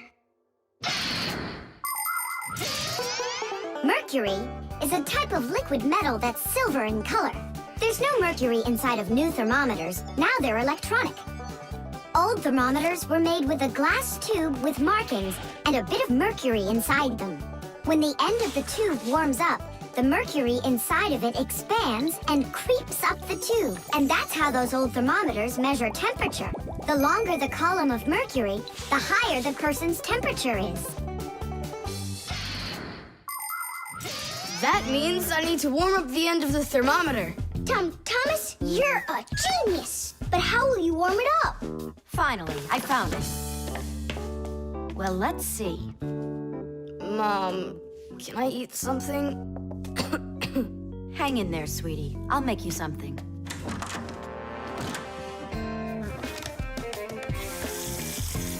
Ooh, that is hot. Now there's just no way it won't have a temperature. Hey, what are you doing in here? Well, how high did you get it? 108 is what it's showing. Oh no! With a temperature that high, they'll send you straight to the hospital, and you don't need that. You'd better shake that thermometer. Yeah, that's what I'll do. That'll get the temperature down a little.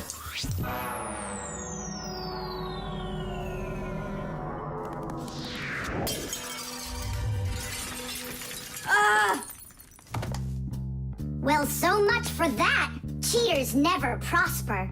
Thomas, did you see this? Nolik, don't touch the mercury. It's poisonous.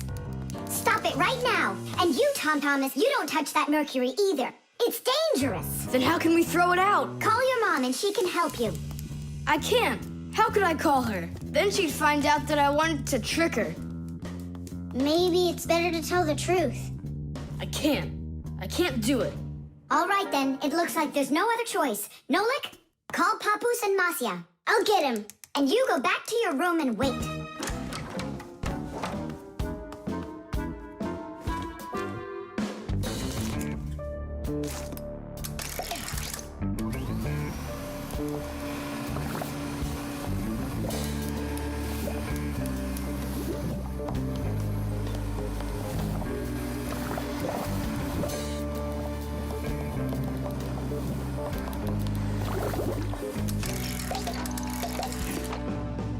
Looks like this whole job is done.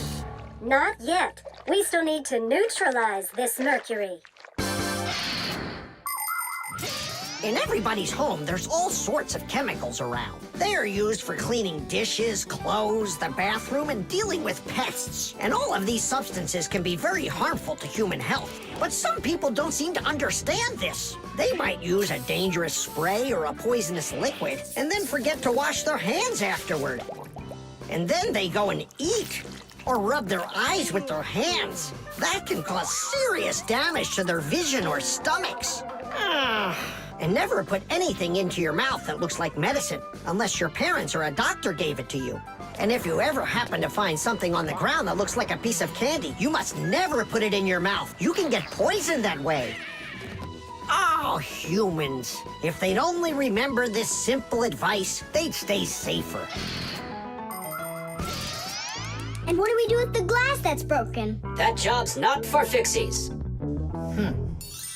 Tom Thomas, we cleaned up all the mercury. And the glass, too? No, not the broken glass. But will you? Papu said that it's not our job. He told us you have to get your parents to come and help you. That part's your responsibility. Here's some food for you. What's the matter? Mom, I broke the thermometer. Broke it? Did you cut yourself? No, The mercury, did you touch it? I didn't. Simka, you think he'll tell her the truth? And where did you break it? The bathroom. Why did you go in there? I wanted to trick you. I have a test, and I didn't study for it. And now it's too late for school, The balloon. No way! You'll miss for sure. No problem.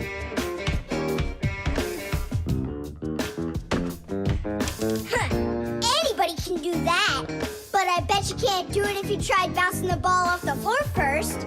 Just look.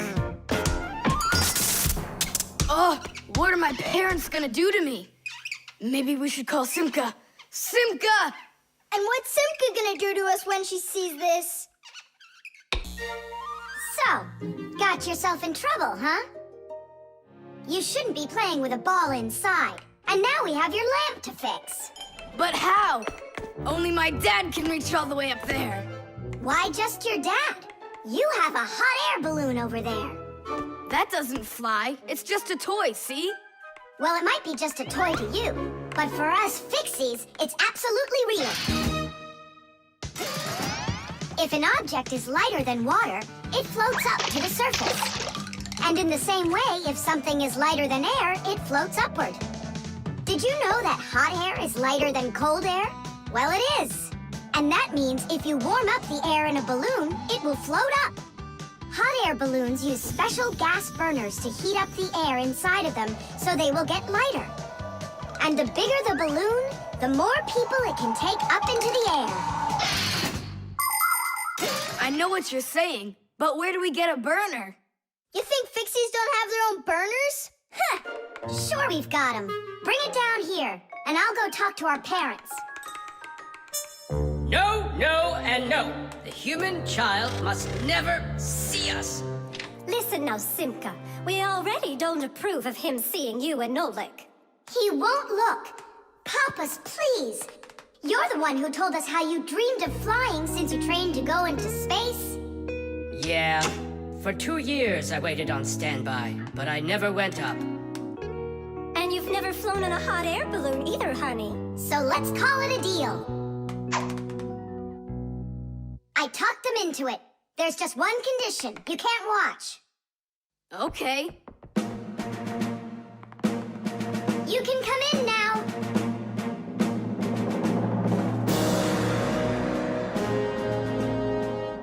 Now prepare the burner. Coming right up. Permission for takeoff? Permission is granted. And off we go! Hooray! It's flying! Don't you peek. Turn around. Oh, it was an accident.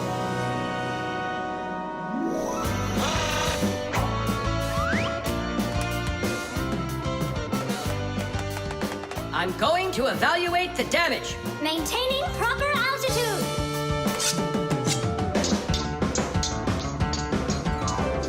So, they've reached the spot.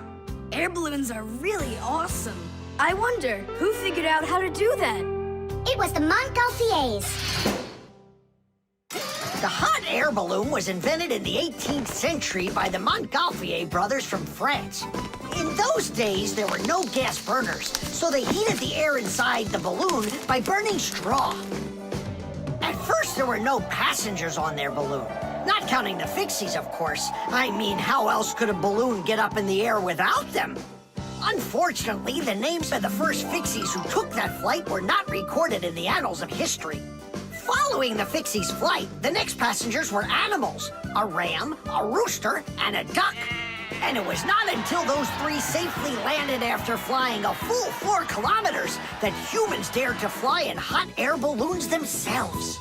Ever since their invention, hot air balloons have also gone by another name: Montgolfiers.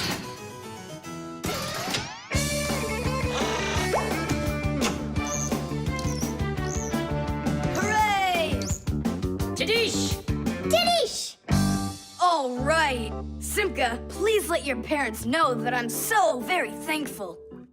Okay, by the way, now you can turn around. You know, Simka, let's fly the balloon just like them. There's no way, Nolik. We would need to use the burner, and kids aren't allowed to play with fire. I'll give you a ride. Look, I still need to put it back up on the shelf, so climb in and let's do it. Oh, yeah! This is great, Simka! Look at us! We're flying just like the Montgolfier brothers! What do you mean, like brothers? Okay, then, like brother and sister Montgolfier! The lever.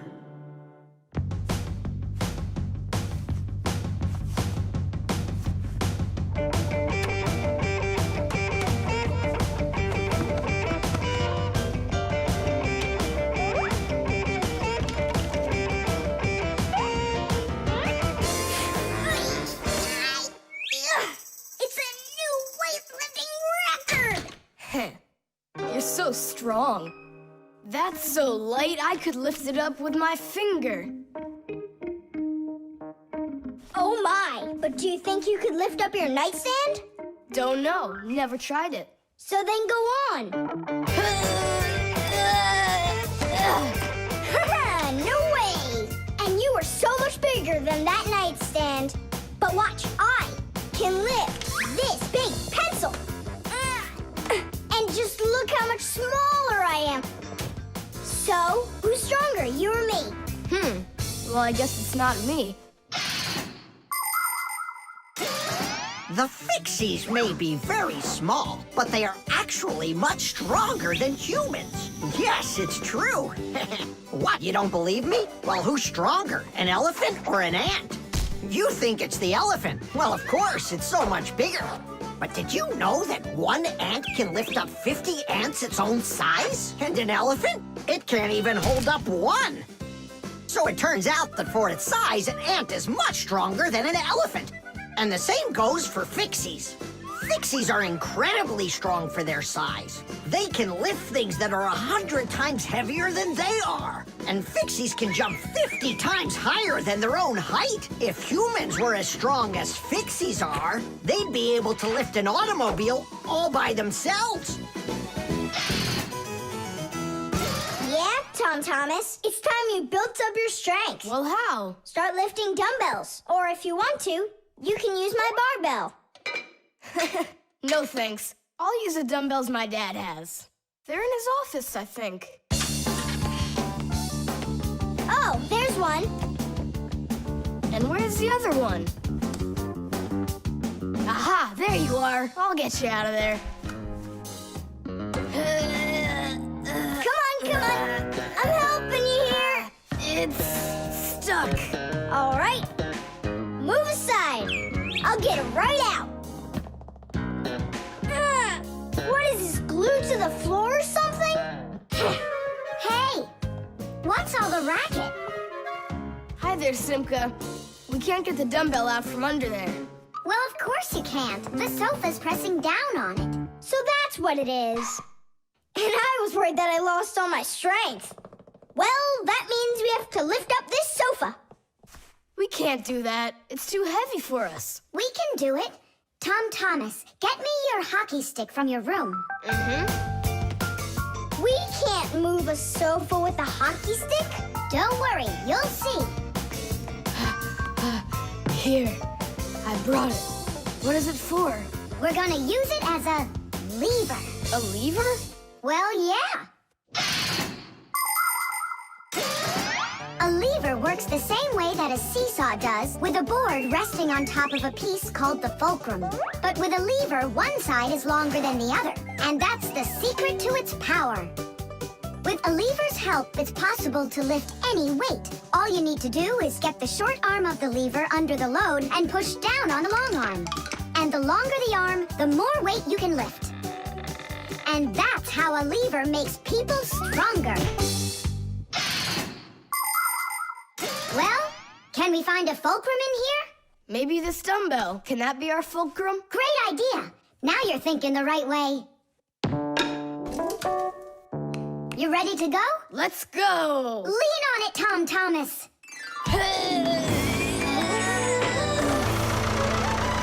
Yay! It's working! Tadeish! I'm so strong, did you see? Now watch how I lift Dad's heavy weights for you. Look, I can do it. It's just like I told you. You'd be better off training with my weights. Didn't you just see me lift up the sofa? You didn't lift the sofa, the lever did. Did you ever hear the saying, knowledge is power? I've heard it. Although, some physical power won't hurt you either.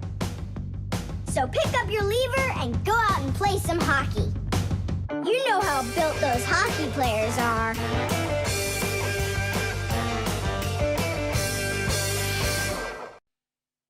SMS.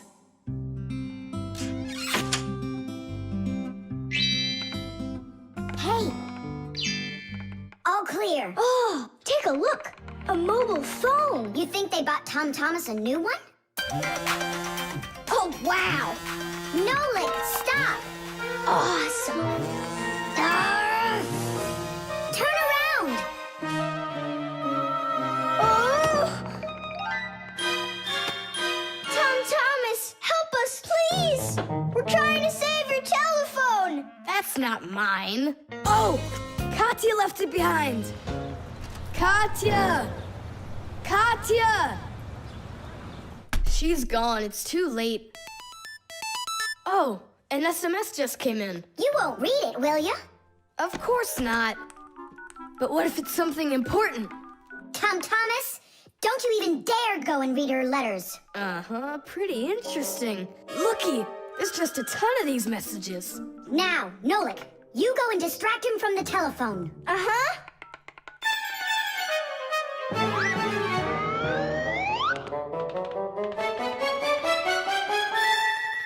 Chisaka! Hey! It's me, your buddy Nolik!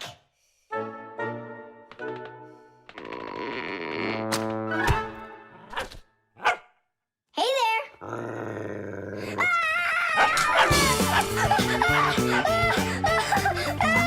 Chisaka, cut it out.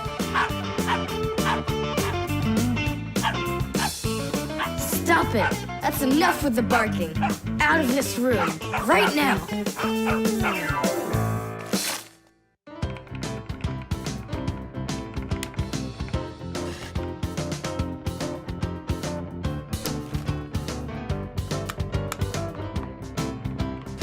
Done. Well, power's off now. Huh, what's up?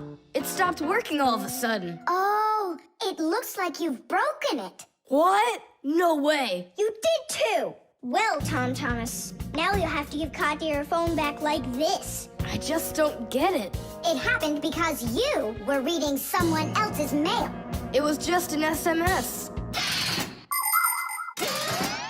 An SMS is no different from a letter. It's only shorter. People send SMSs through their mobile phones. And that's why looking inside someone else's phone and reading their SMSs is just as rude as reading someone else's mail. And that's why when we Fixies work inside of a phone, we always put our headphones on when a call comes in, so we won't overhear people's private conversations by accident. It's just the polite thing to do. I promise I won't read anyone else's messages. But that's not gonna make the mobile work again. Now what? Tell him the truth? Don't you worry, Tom Thomas, because we turned the phone off. And now we'll turn it back on.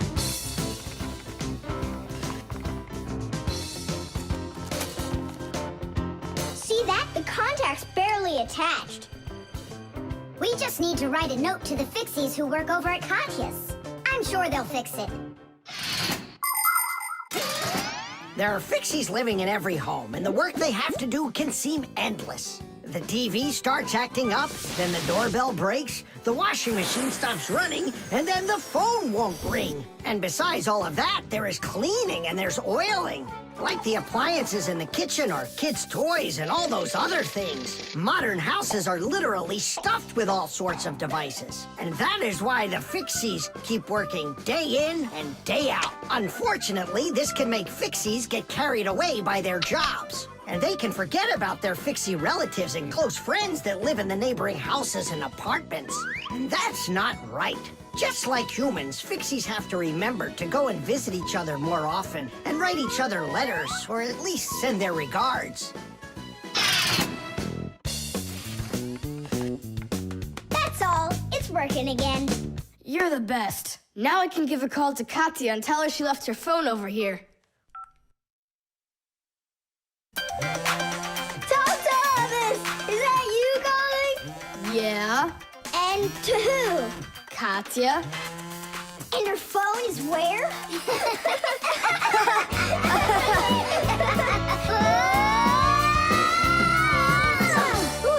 Tom Thomas, good catch. Boy, you're fast. Just like a... Like a Fixie. The magnet.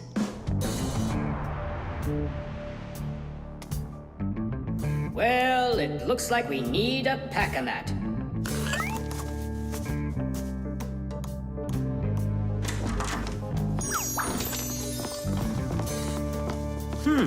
Where did this screw come from?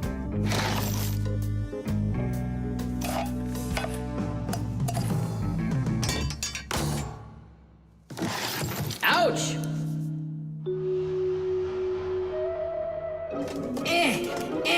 Huh.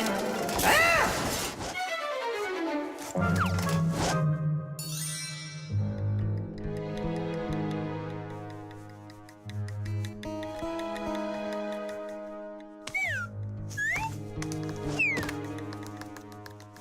Papoose isn't in there either. It's awful. He's probably disappeared forever. It's already been 5 days. Don't worry about it. We're gonna find him for sure. Yeah, we'll find him for sure. Let's go take another look in the kitchen. But we already looked in there. We'll look better this time.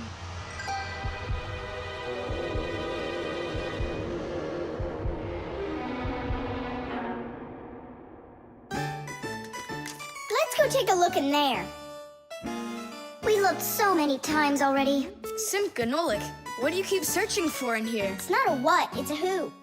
Our Papoose is missing. We've been looking for him everywhere.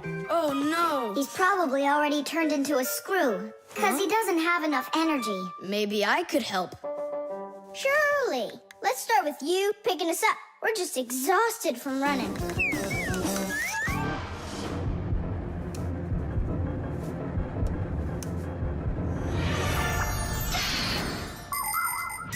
In a dangerous situation, a Fixie can choose to turn into a screw. But sometimes it happens all by itself. For example, when a Fixie doesn't have enough energy. When this happens, the Fixie grows weak, gets sluggish, and then goes into hibernation, turning into a screw.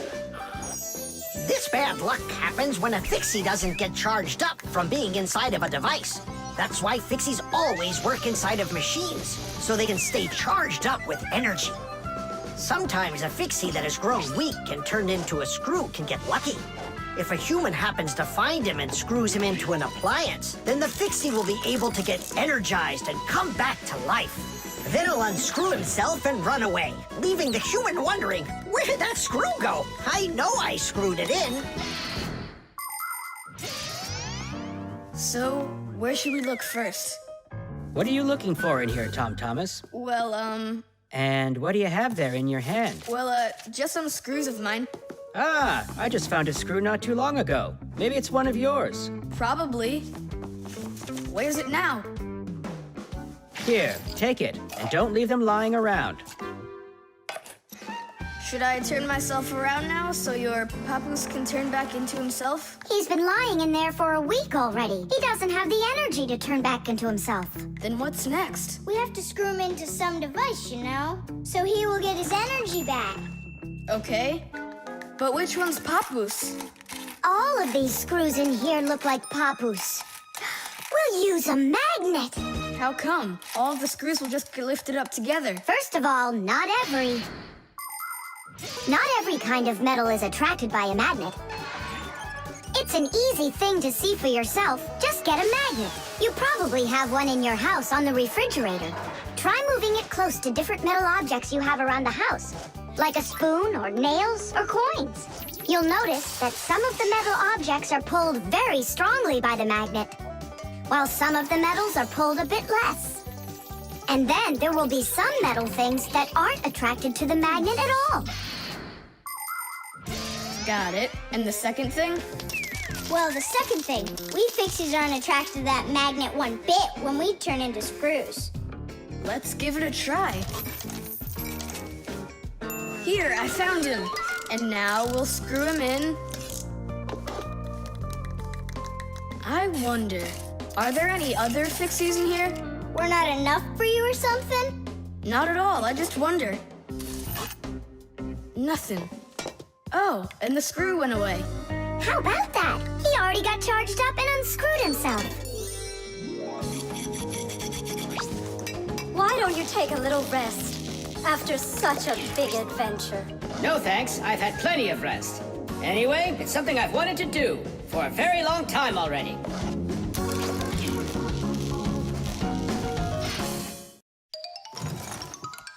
The pen.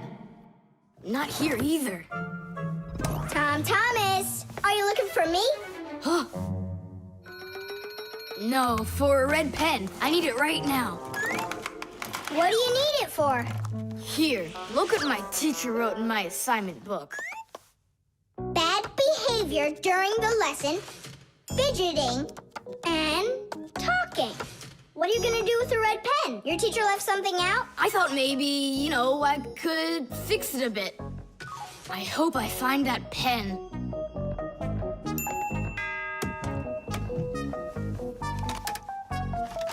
Oh, what? Oh, what? Oh. Oh, wow. Good catch. So, what do you want to fix on it? I'll just add a couple of no's, and then it will say that I had no bad behavior during the lesson, no fidgeting, and no talking. See, no problem. Cool. And then add this at the end. Tom Thomas is a perfect student. Nah, then they would guess I did it. What, is it clogged up? A little scribble will do it. That's not a pen. It's more like a penknife. Oh, look, the ball's missing. What ball? It's a pen. It's a pen, but it's a ballpoint pen. Old-fashioned pens work by dipping the pen into a jar of ink. But with a ballpoint pen, the ink is stored inside of a tube that has a metal tip on the end with a small steel ball. Well, small for humans, that is, but of course, for Fixies, it's quite large. When you drag the pen across the paper, the ball spins around and gets ink on it from inside the tube. Then it turns over and the ink rolls out onto the paper. So without the ball, a ballpoint pen won't write at all. So what am I going to do? That's my only red pen.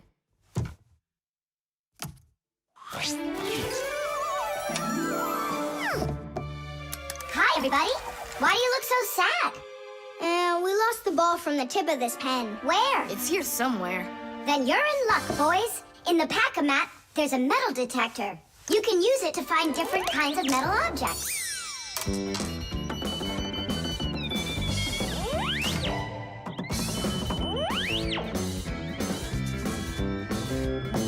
Nah, that's not it. I can see that myself. It's not on the table, Nolik. Until not that long ago, humans used pens that had to be dipped over and over again into an inkwell. This was quite inconvenient, and so to make writing easier, the fountain pen was invented. A fountain pen could be filled up with ink, so it could write for a much longer time.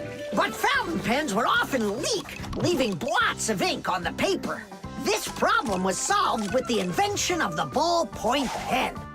Ballpoint pens are simple, handy, and reliable, except that you can't write with them on a wall or upside down for a long time. That's because the ball uses up the ink on it, and the ink can't flow up to the tip. But even this problem has been solved. There are now special ballpoint pens that can be used by astronauts floating in space.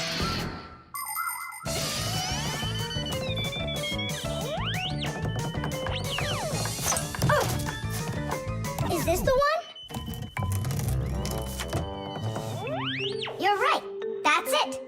Don't you just see how awesome my metal detector is? Is that what you're calling me now?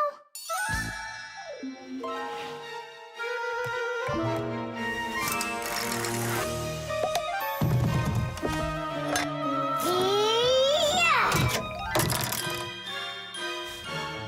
Tom Thomas, help us. And now! Tidish! Cool. By the way, what do you need the red pen for? Well, Tom Thomas and I needed to fix something in his assignment book. What? If I knew that, I wouldn't have helped you out. So no fidgeting and no talking. And your teacher, she writes in your assignment book when you behave well? Uh-huh. Whenever we behave well, she writes a note in our books right away. Ah, Did you see, Simka? How Tom Thomas managed to outsmart everybody? Since I see nothing else here from your teacher, does that mean you behaved badly the other days? Uh-huh. What? Well, Did you see, Nolik? How Tom Thomas just managed to outsmart himself? The spare part.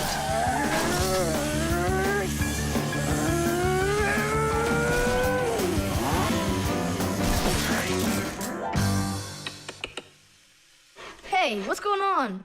It was just working. Hi there, Tom Thomas. Simka Nolik. Look, I've got a Sorry, problem. no time to play. We're busy. Busy? With what? We got put in charge here for the day. We even get to use one of the pack-a-mats. Papoose and Marcia went out to visit our Fixie friends. Papoose used to be with them at the Space Center years ago. Ever since he was a boy, Papoose dreamed of going into space. And why not? Fixies work on rockets, too. He even got a job at the Astronaut Training Center.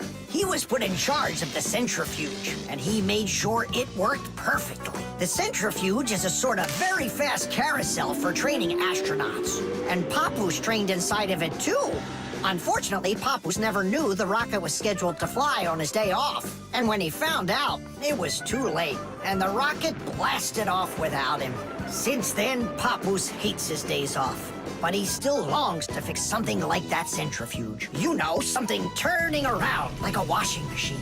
Too bad for Papoose that the one in his house seems to keep working perfectly fine. So that means today you fix everything? Uh-huh. Well then, it's your lucky day, because my car just broke down. Hooray! We've got work to do. Nolik, let's go!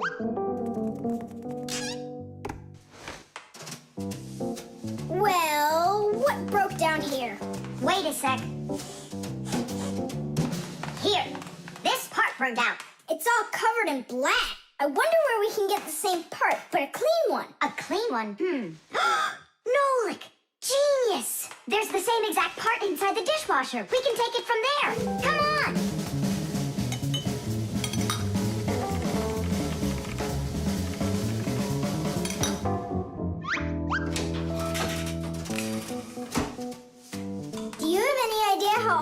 parts are connected to one another? With this thing right under you. It's a special part called a circuit board. A circuit board's made like this. First, the board gets covered with a thin layer of metal. Then, paths are laid onto the board where the electricity is going to flow.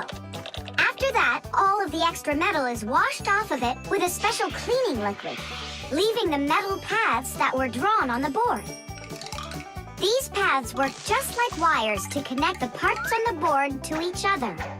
And then all that's left to do is attach those parts to their places on the paths. Pull it! Tadish!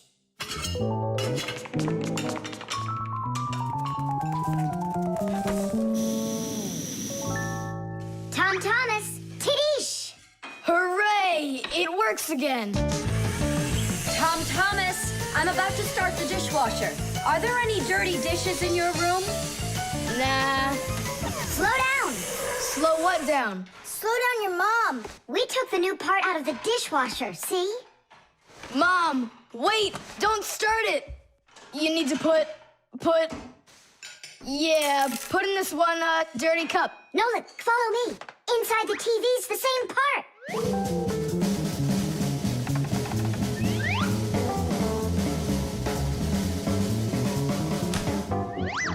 Now back to the dishwasher. We barely made it. We grabbed the part from the TV in the living room. Not the TV, my mom's favorite program is about to start.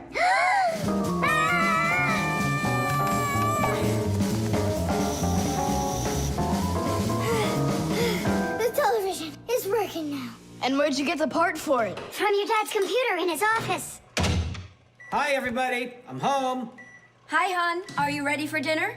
In a bit. I've got to finish a little work on the computer. Simka, hurry! Where else can we find that part? Stop. That's enough running. Here, take it back from the car. And then we put the part back into the computer and it started working again. Oh, that was really silly. Remember, you little experts, never repair any device at the cost of another one. I understand now. And I understand. If you were smart, you could have taken the part out of the old radio in the closet. Papus, but you know the radio wouldn't work then. That old thing hasn't been working for years. Marcia and I have pulled out half those parts already.